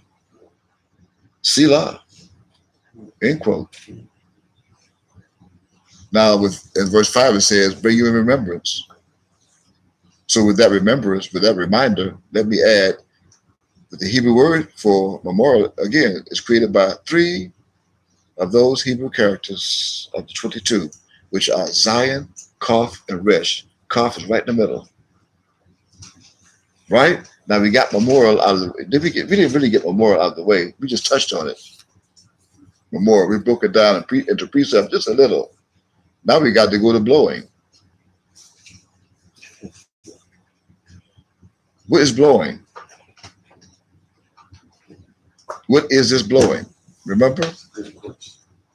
this memorial is of blowing of trumpets,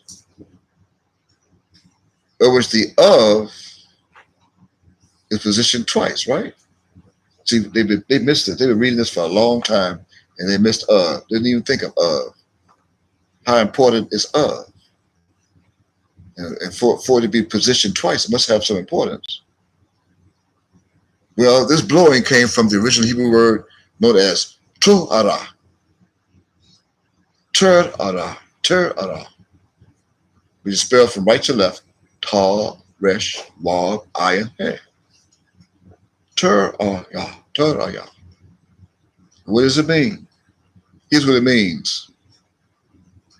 It means alarm of war, a war cry, a battle cry, blast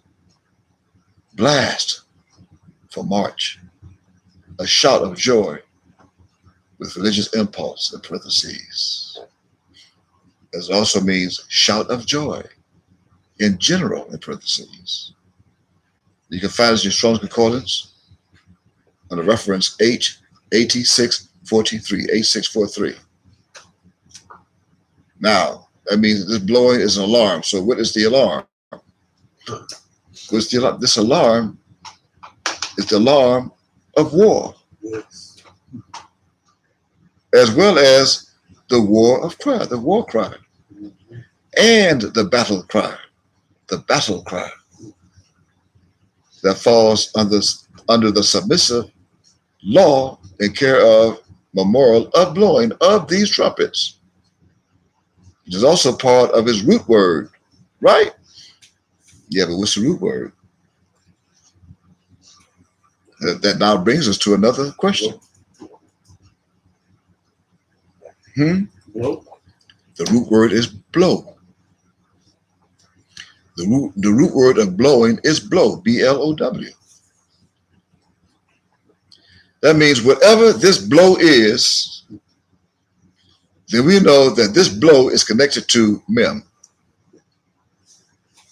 And not only Mem, but also to Kaf and Hey, right? It's related to Mem, Kaf, and Hey. Yeah, I have a strong feeling. It's also it's mentioned. It's related to Mem, right? Mem. Let's see if they can see this.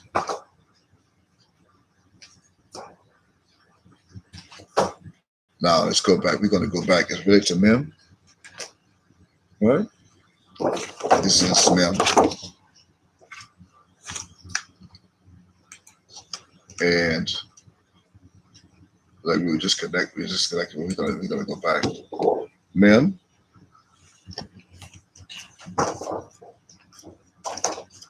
Kaf. Right? Kaf. And Hey. That's what it is related to. That's blow. Right? All right. What we're going to do, we're going to go back for those who we were cut off from social media's Facebook live stream. We're going to welcome those back, as we were mentioning a few moments ago, that this blow, B-L-O-W, of blowing of trumpets is related to Mem. I'm just going to, for the sake of those who enjoy, related to Mem, Kaf, and Hey. It's found in the Hebrew word blow. The Hebrew word for blow. That's what's hidden in blow. The root word of blowing. Now, this blow, which is the root word of blowing, without the suffix ing, is what happened on September 11th, 2001. We want to make sure to get that in there. I said, this blow that involves men,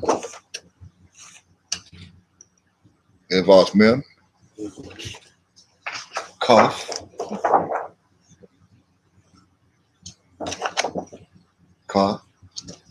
and hey,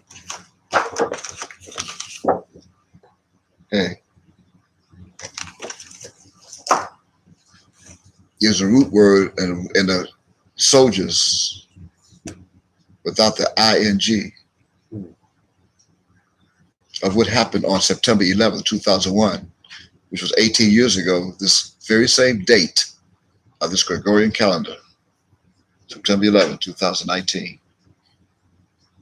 In fact, this blow, B-L-O-W, first occurred here in this country, in the states of New York and Pennsylvania, and in Washington District of Columbia. Again, on Tuesday, September 11, 2001, and that first jet, American Airlines jet, flew into, I believe, the South Tower at around 8:57 or so, 8:51 in the a.m.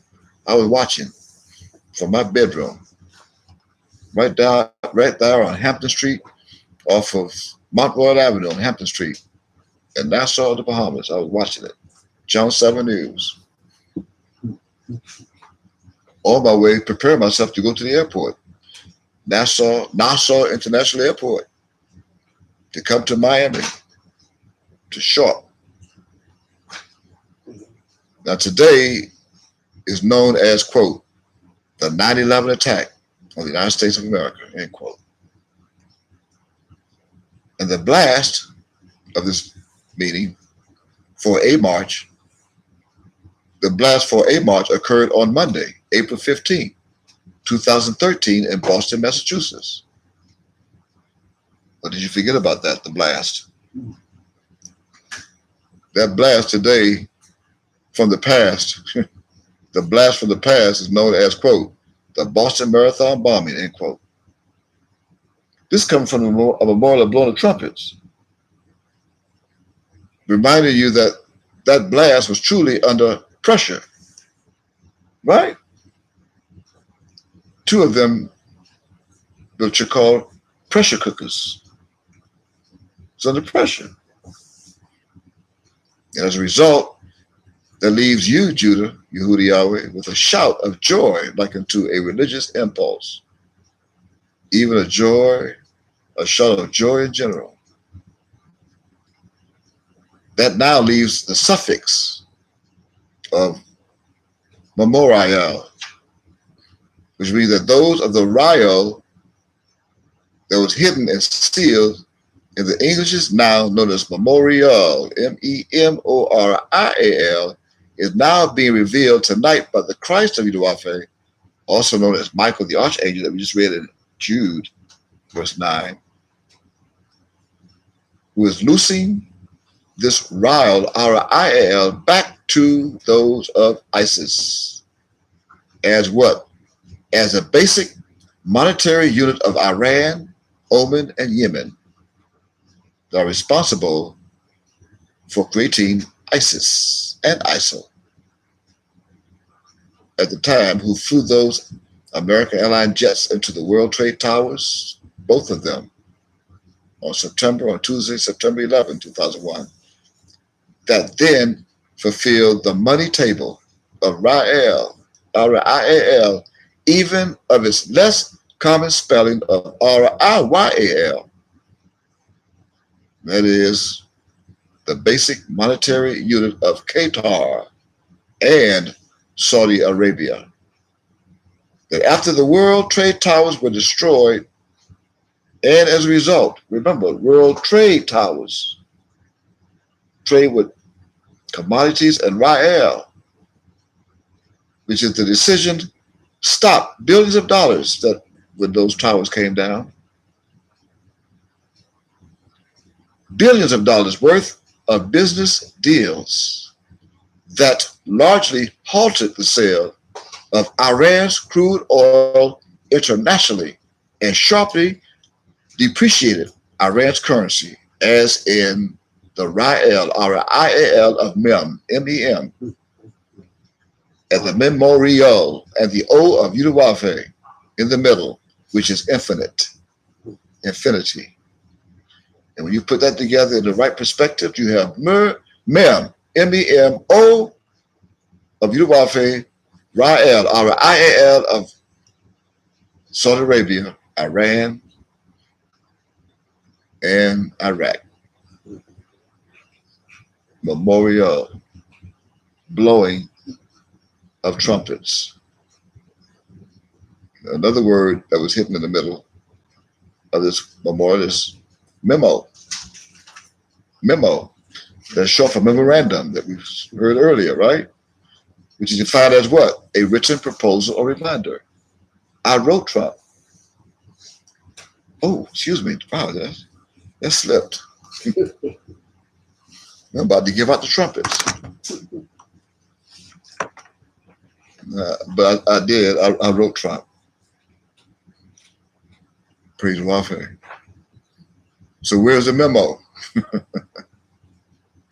Well, this memo is now in the hands of Washington District of Columbia, of the Trump administration, that actually subjects Judah, the so-called African Americans whose foreparents were slaves, which is an entire nation of black people of whom ISIS is fighting for right now, that they say were defeated.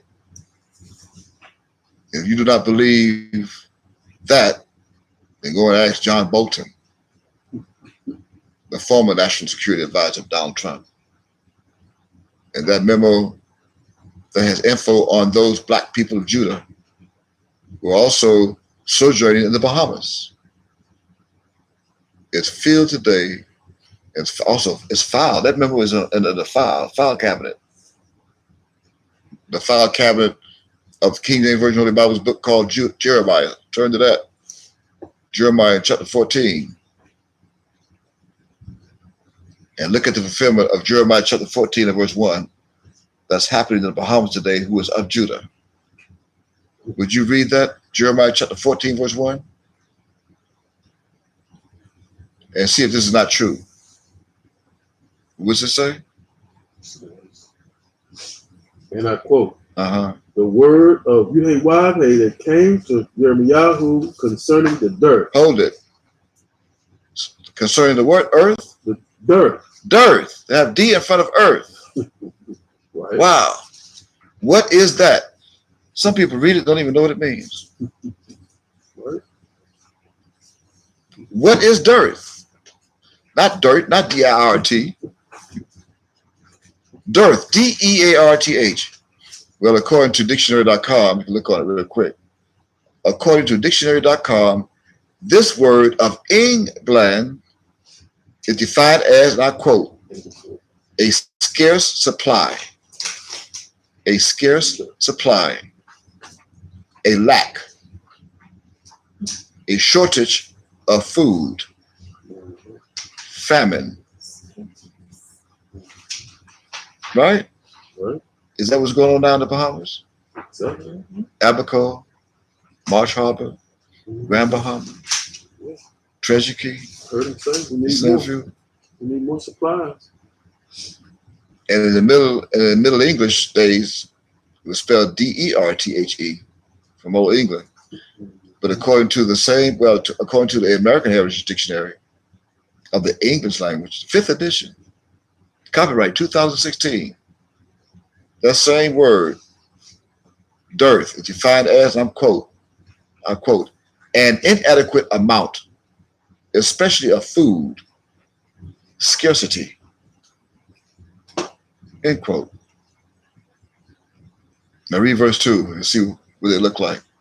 Jeremiah chapter 14 verse 2 says what? And I quote, Yehuda Yahweh mourneth, Uh-huh. and the gates thereof languish. They are black unto the ground, and the cry of Jerusalem is gone up. This verse just revealed the whole tribe of Judah as being a black skin complexion people from the head to the foot, and they are of Jerusalem. That means the people of Jerusalem are supposed to be black. What do they do with pink skin? And their nobles have sent their little ones to the waters. They came to the pits and found no water. They returned with their vessels empty. And they were ashamed and confounded and covered their heads. Why? Because the ground is chapped, destroyed from Hurricane Dorian. Why? Because there was no rain in the earth after the Dorian. Even the plowmen, the help that they sent from the United States, were ashamed, looking for the bodies. And what they do, they covered their nose, they covered their heads. Yeah. The hand, I'm on verse 5, also calved in the field and forsook it. Why? Because there was no grass. And the wild asses running around the street, they were wild. Verse 6, I'm not making this up. Jeremiah chapter 14, verse 6. The wild asses did stand in the high places. They snuffed up the wind like dragons, and their eyes did fail because there was no grass. Oh, you Yudawave, though our iniquities testify against us, do thou it for thy name's sake. For our backslidings are many, and we have sinned against thee. That's what Judah should be saying. Oh, the hope of Israel, the Savior thereof, in time of trouble. And this is a time of trouble. Why shouldst thou be as a stranger in the land, and as a wayfaring man that turneth aside to tarry for a night, not knowing where they're going to sleep? Why shouldst thou be as a man astounded, as a mighty man that cannot save? Yet thou, O Yudawave, art in the midst of us, and we are called by thy name. Wow, he was here. Leave us not. Thus saith Yudawave unto this people in verse 10, thus have they loved to wander. They have not refrained their feet. They're walking all over the place. Therefore, Yudawave does not accept them. He will now remember their iniquity and visit their sins on this memorial of the memory. Memorial of blowing the trumpets. Then said Yudawave unto me, Memu, pray not for this people, for their good. I must be obedient. Why? When they fast, I will not hear their cry. And when they offer burnt offerings and oblation, I will not accept them. But I will assume them by the sword and by the famine and by the pestilence. Then said I, Lord God, Yudawave, behold, the prophets say unto them, ye shall not see the sword, neither shall ye have famine, but I will give you assured peace in this place. Then Yudawave said unto me, the prophets prophesy lies in my name. I sent them not, neither have I commanded them, neither spake unto them. They prophesy unto you a false vision and divination, and a thing of naught, and the deceit of their heart. Therefore, thus says Yudawave concerning the prophets that prophesy in my name, and I sent them not. Yet they say, sword and famine shall not be in this land. By sword and famine shall those prophets be consumed. And the people to whom they prophesy shall be cast out in the streets of Jerusalem because of the famine in the United States, even in the Bahamas, and the sword. Oh, it's coming. And they shall have none to bury them. Are they still looking at bodies in That's all we're talking about. Bahamas? That's all we're talking about. Nobody's burying them. That's it. This is true. Yes. Not only burying them, but them, their wives, nor their sons, nor their daughters. For I will pour their wickedness upon them. Verse 17. Therefore, thou shalt say this word unto them, and I'm going to, let mine eyes run down with tears night and day, and let them not cease. For the virgin daughter of my people is broken with a great breach, with a very grievous blow of the moral of blowing of trumpets. End quote. That's into verse 17. That means that this blow, remember, which is the root word of blowing, was created by the three Hebrew characters of my special name. And all three characters creates the Hebrew word known as makkah. I told you, all three for blow were created by my soul, and those three created the Hebrew word known as makkah. That's spelled from right to left, as I told you. Mem, mem, ka, ka, and hey. That's makkah. And you can find your stronger cause of reference 4347, 4347. They created blow, the blowing. This Hebrew word is found only once under the authority of the English word blow in the whole Bible. Once. That was created by Micah, the soul of Micah, the so-called Ristite, or Ristite. Also known as Michael, the archangel.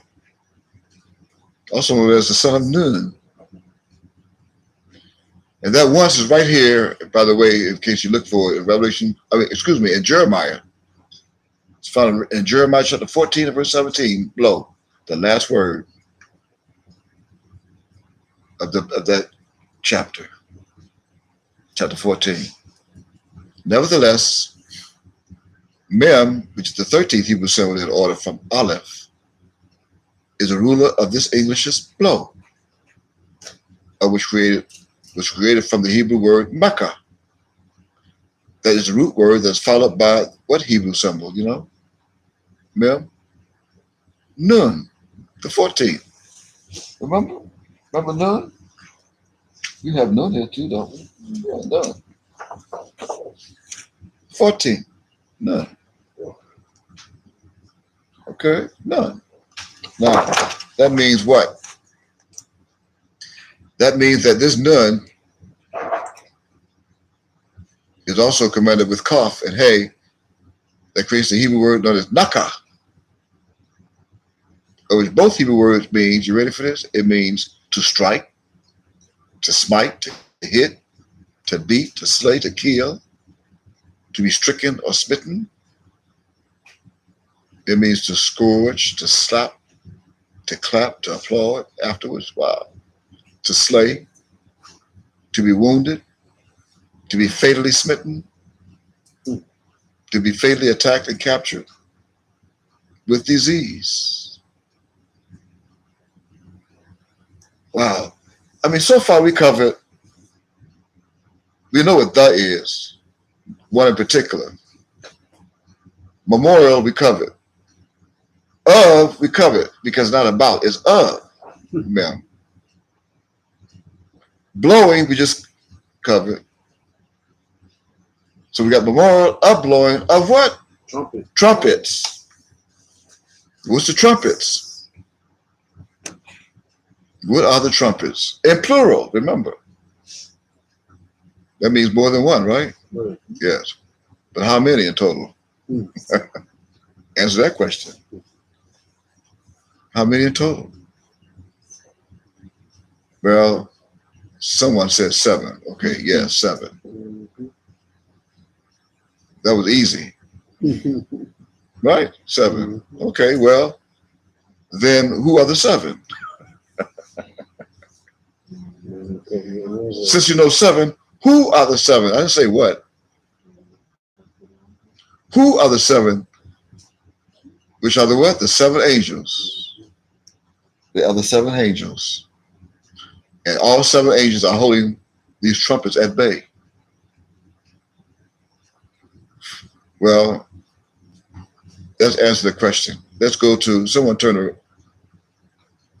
Let's go to Revelation, chapter 8. Let's see who are the 7 angels. Revelation chapter. Read that verse. Read verse 1. And when he had opened the 7th seal, there was silence in heaven about the space of half an hour. But a half an hour. That's just a half a day. Mhm. Read verse 2, please. And I saw the 7 angels which stood before Yudewapeh. Wait, hold it. See that G-O-D, capital G-O-D? This God with a capital G and lowercase o and d of the book called Revelation is the God of the earth. And who is that? No. Mem. Yeah. Now we're going to prove it. Hold it now. I got to expound on this for a second. So as for those who seek wisdom can get this. This is a seal being loosed. Wow. This God is the God of the earth, who is Mem. Remember, it says that I saw 7 angels which stood before you, God of the earth, or God. We're going to verbatim. We're going to do it verbatim, God. Are you hearing this? Okay. Mem is this God. How are we going to prove that? Well, because there is one final Mem who is also in the company of 4 other Hebrew characters. I repeat, Mem Sophi, the final Mem preserved for the final days, is also in the company of 4 other Hebrew characters, of which 2 of the 4 are positioned twice. And that makes up a total of 7 Hebrew characters that are standing before, or that stood before Mem. How is that? Because these 7 Hebrew characters are being identified as these 7 angels. And these 7 angels are known by the sociology from right to left. You ready? From right to left. Mem Sophi, which is the final Mem who was raised in these last days, followed by Yud, Kaf, Yud again, which is his twin, Hey, Wab, and Hey, his twin. I know some are asking, how is that? Well, because the English word before, B-E-F-O-R-E, is found prior to the appellation known as God, G-O-D, right? It's right there, before God. This means that these 7 angels are those that has already stood before Mem. I said these 7 angels, according to this verse, 2 are those that has already stood before Mem. How is that, because Yahweh? Because the last shall be first, and the first last. Just like those days were already shortened. Yeah, anybody know it? Why? For many be called, the few chosen. Your reference scripture for that is Matthew chapter 20, verse 16. Mhm. Matthew 20, 16, make a note. You're going to find what? The last shall be first, and the first last. That means that when you see these 7 angels standing in the west, from left to right, opposed to the way they stood in the east, from right to left, Wow. the way of the Hebrew order, just as Hebrew is read, then you have Mem Sophi that is now standing first from the left in the west, just as Mem stood first from the right in the east. This means that the other 6 Hebrew characters that were positioned after Mem Sophi all stood before Mem, the God of the earth, in the west, even as the God of the earth stood in the east. This also means that Ani Mem and Ani Mem Sophi, the first, I am the first, and I am the last, which are the same as the 2 olive trees, as well as the 2 witnesses.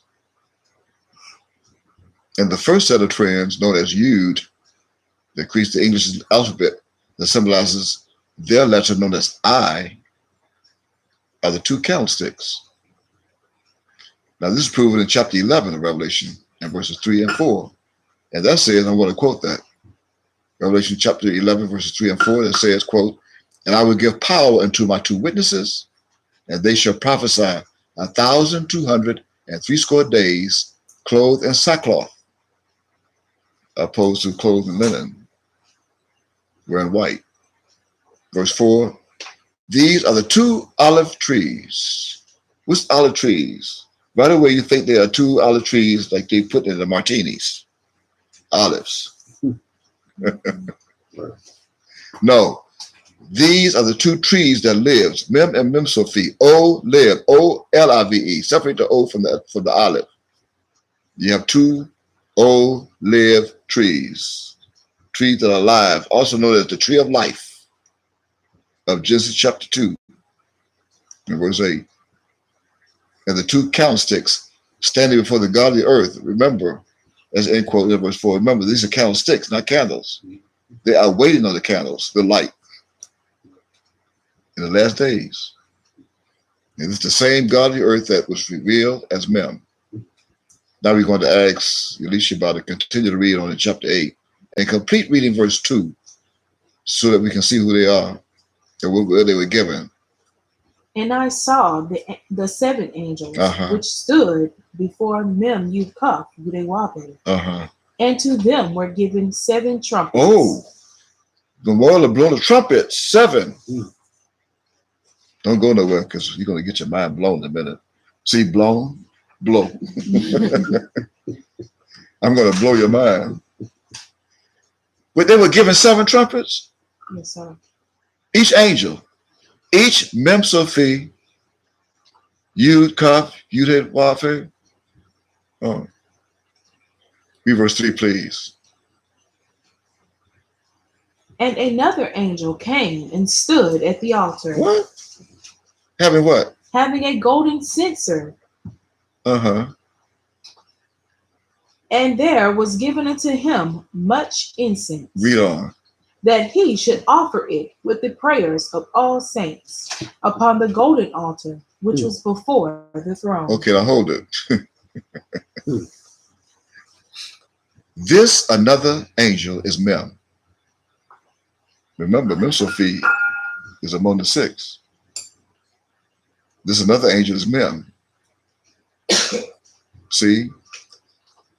By the word another, who is separate from the other first 7 angels.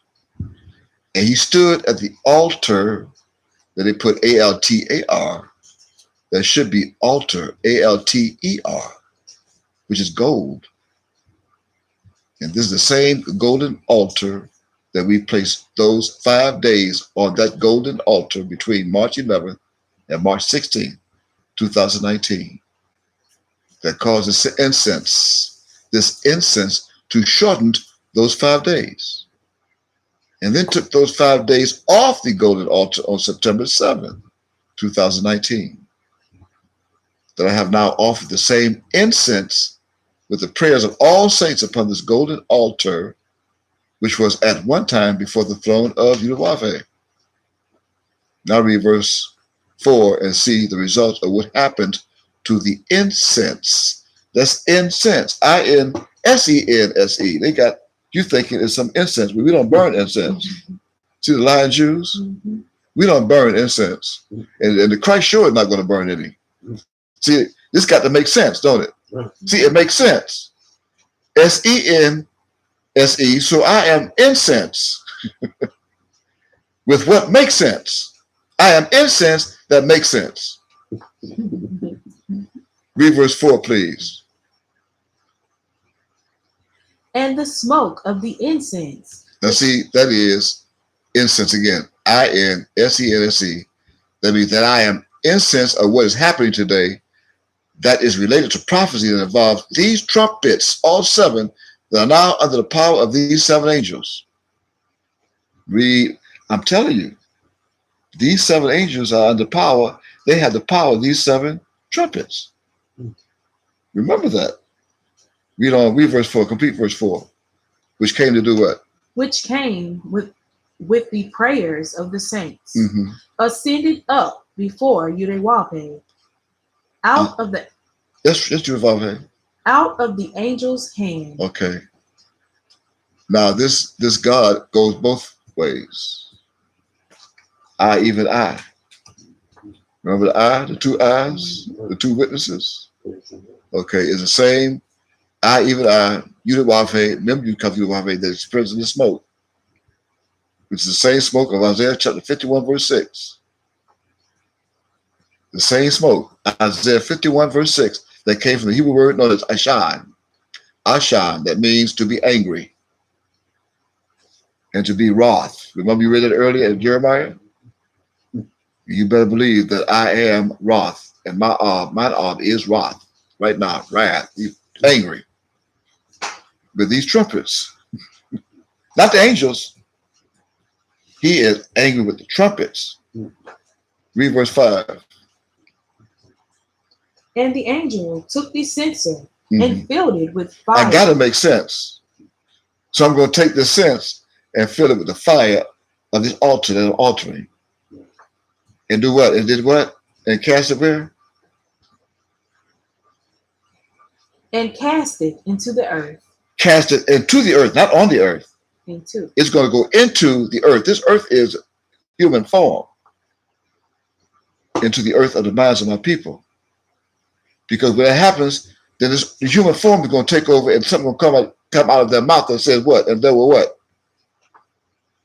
And there were voices. See, the voices of, the earth can't talk. Right. Got to be symbolized and allegorical for people. And there were what? And thunderings? And thunderings. And what else? And lightnings. And what else? And an earthquake. One earthquake. Now earthquakes, one. Read verse 6. And these 7 angels, which had these 7 trumpets, prepared themselves to sound. Now I'm going to make them sound tonight. How? The first Wait. Who are these 7 trumpets? I didn't say what. You know who the 7 angels are. We can't go there again. Right. Can't be both. Okay. We know who the 7 angels are, but who are these 7 trumpets? These 7, here's the answer. I'm glad you're sitting down. I pray that you who are watching is sitting down. These 7 trumpets are the ETS, ETS of Trump. Excuse me? Wow. I said these 7 trumpets are the ETS, ETS of Trump, also known as the Donald John Trump Sr. ETS, ETS. Wow. What is an ET, ET? What is an ET, ET? Where you think you fooling?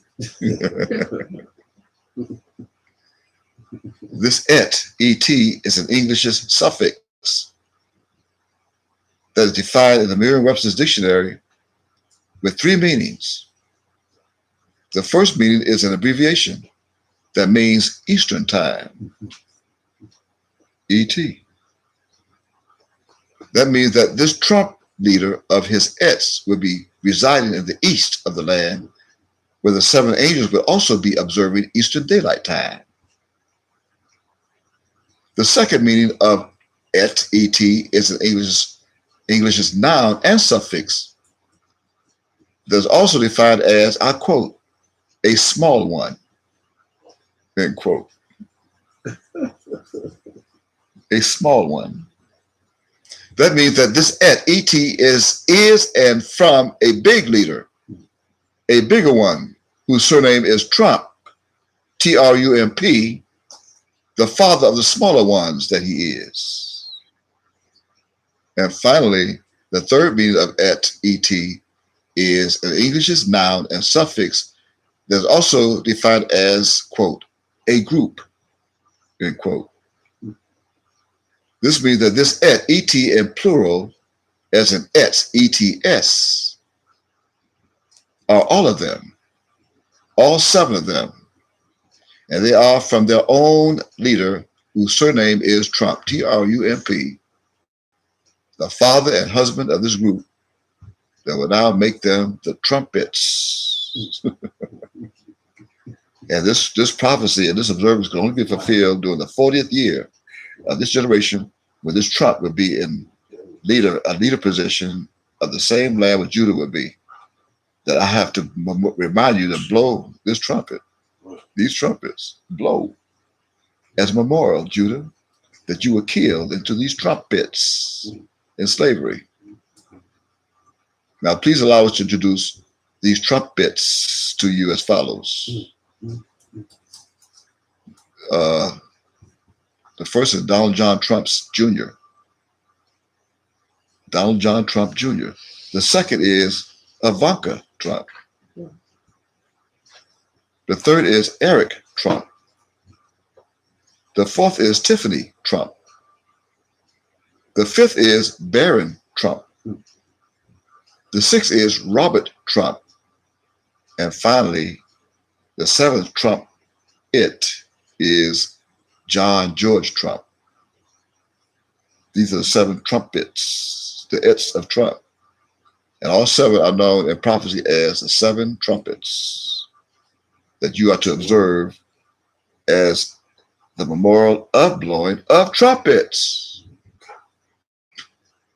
Now read verse 7 as we conclude for tonight and see what was promised to happen during the presidency of their leader, the big Trump, number 45 of the United States of Babylon, as their leader. Read verse 7, please.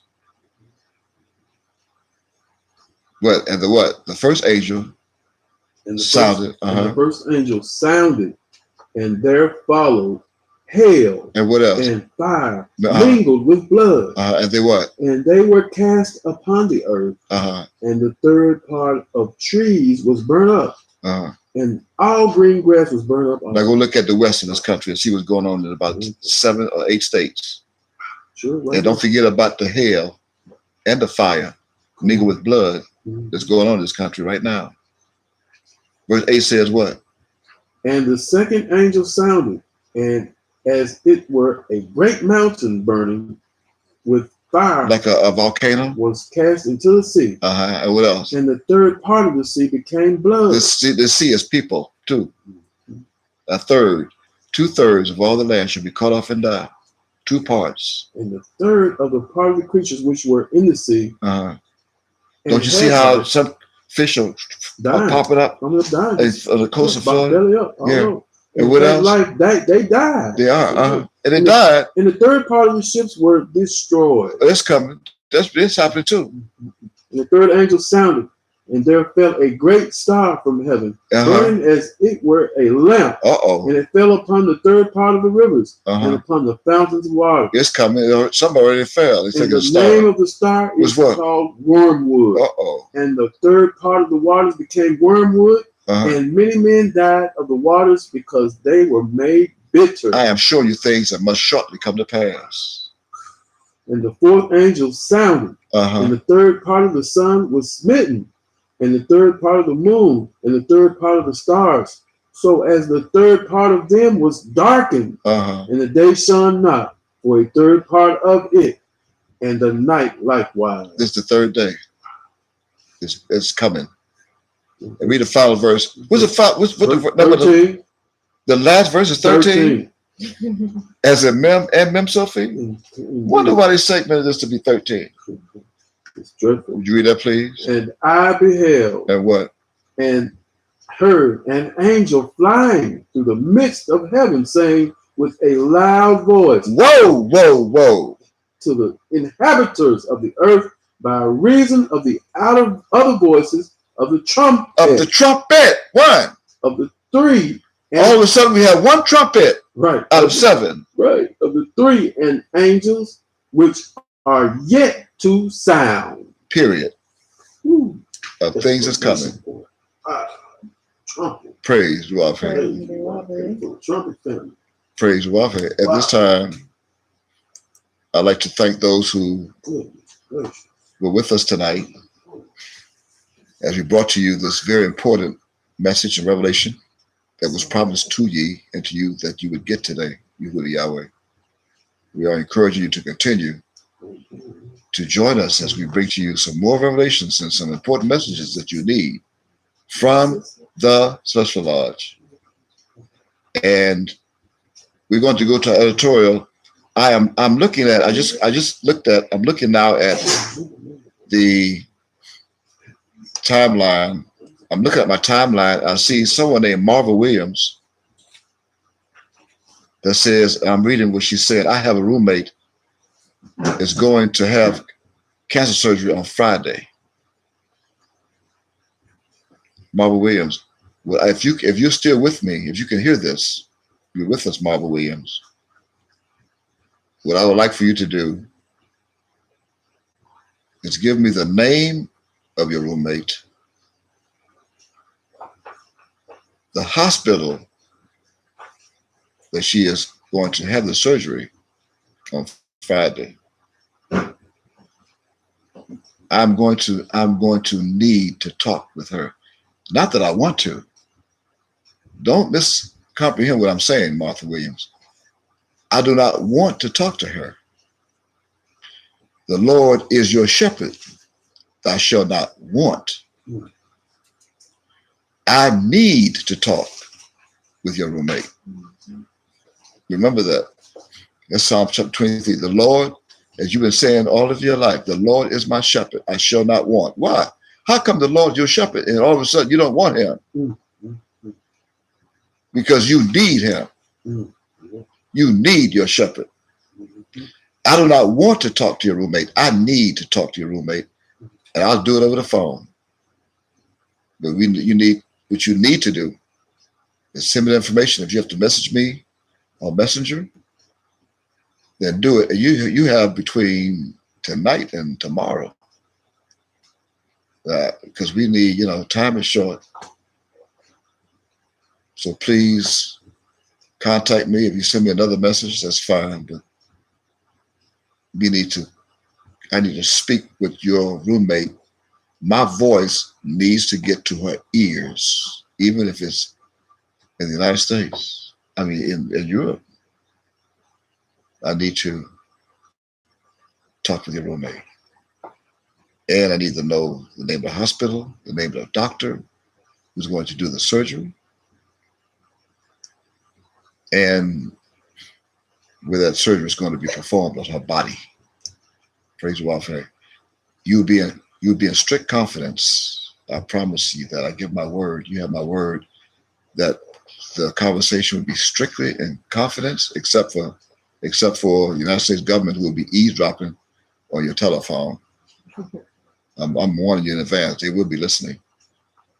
But I want them to listen because I want them to hear what their grandmama told them about. What their grandmama promised them was coming. And I will say this. I have witnesses. I even have patients that I healed, and they're still here alive today, who had cancer. And that includes some from Haiti. And I talked to one over the phone who was in Haiti, and he is still here. That was 4 years ago. Yes. And his wife called me. I spoke with her over the phone, and she said, I don't know what you did, but my husband, they ran a test on him, and they cannot find cancer I remember him. in his body. You remember? I do. And our press secretary is a witness that his grandmother had cancer. I have yet to meet her face to face. But you can ask him. I'm sure he's going to say she is still living. And that was, at least 7-8 years ago that I was told that was performed. Praise God. I'm not bragging. I'm giving you facts. Celestial facts. It's not brag. I don't brag. I'm giving you facts. Praise God. With that said, I look forward to speaking with you from mouth to ear, even over the cellular phone, if necessary. In the meantime, as we were mentioning a few moments ago, we're going to go into our editorial. You are welcome to join in. If you dial on your cellular phone these numbers, 831-221-6177. Again, that's 831-221-6177. Join us during our editorial. You have the opportunity to ask questions. or share a testimony that you'd like to share with your family. And also, if Marva Williams like to call, praise Wafe, and get your witnesses. You are my witnesses. Praise Wafe. With that said, again, if it's Mount Ob's will, we'll be here on Sunday night coming. And not knowing, of course, if we'll be live stream, but we'll at least be on our teleconference number that we just gave you. So if this will, Sunday night, 7 o'clock ET. ET time, Eastern time. As you observe this memorial blowing trumpets, at least until sundown tomorrow night, Thursday. Recognize what we shared with you and taught you tonight. With that said, I'm going to ask those on the telephone to stand by. But with that said, those who are on live stream, remember your God, your Father, Yudhewavhe, Yahweh, who art in heaven right now. He ahabzi, which means love. He loves you. Yehuda Yahweh, Yishra Yahweh. All 12 tribes, he loves you. And so do I, your servant, his servant, known as Mem Yud Kaf Yud Wafe, also known as Mika. I say Aniyahab, I love you. I also say Shalom Aleichem, Lalato, and Aniyahab. Praise Wafe. And that goes as well for you who are on YouTube. Same thing. I say Shalom Aleichem, Lalato, and Aniyahab to my people only. Praise Wafe. Praise Wafe.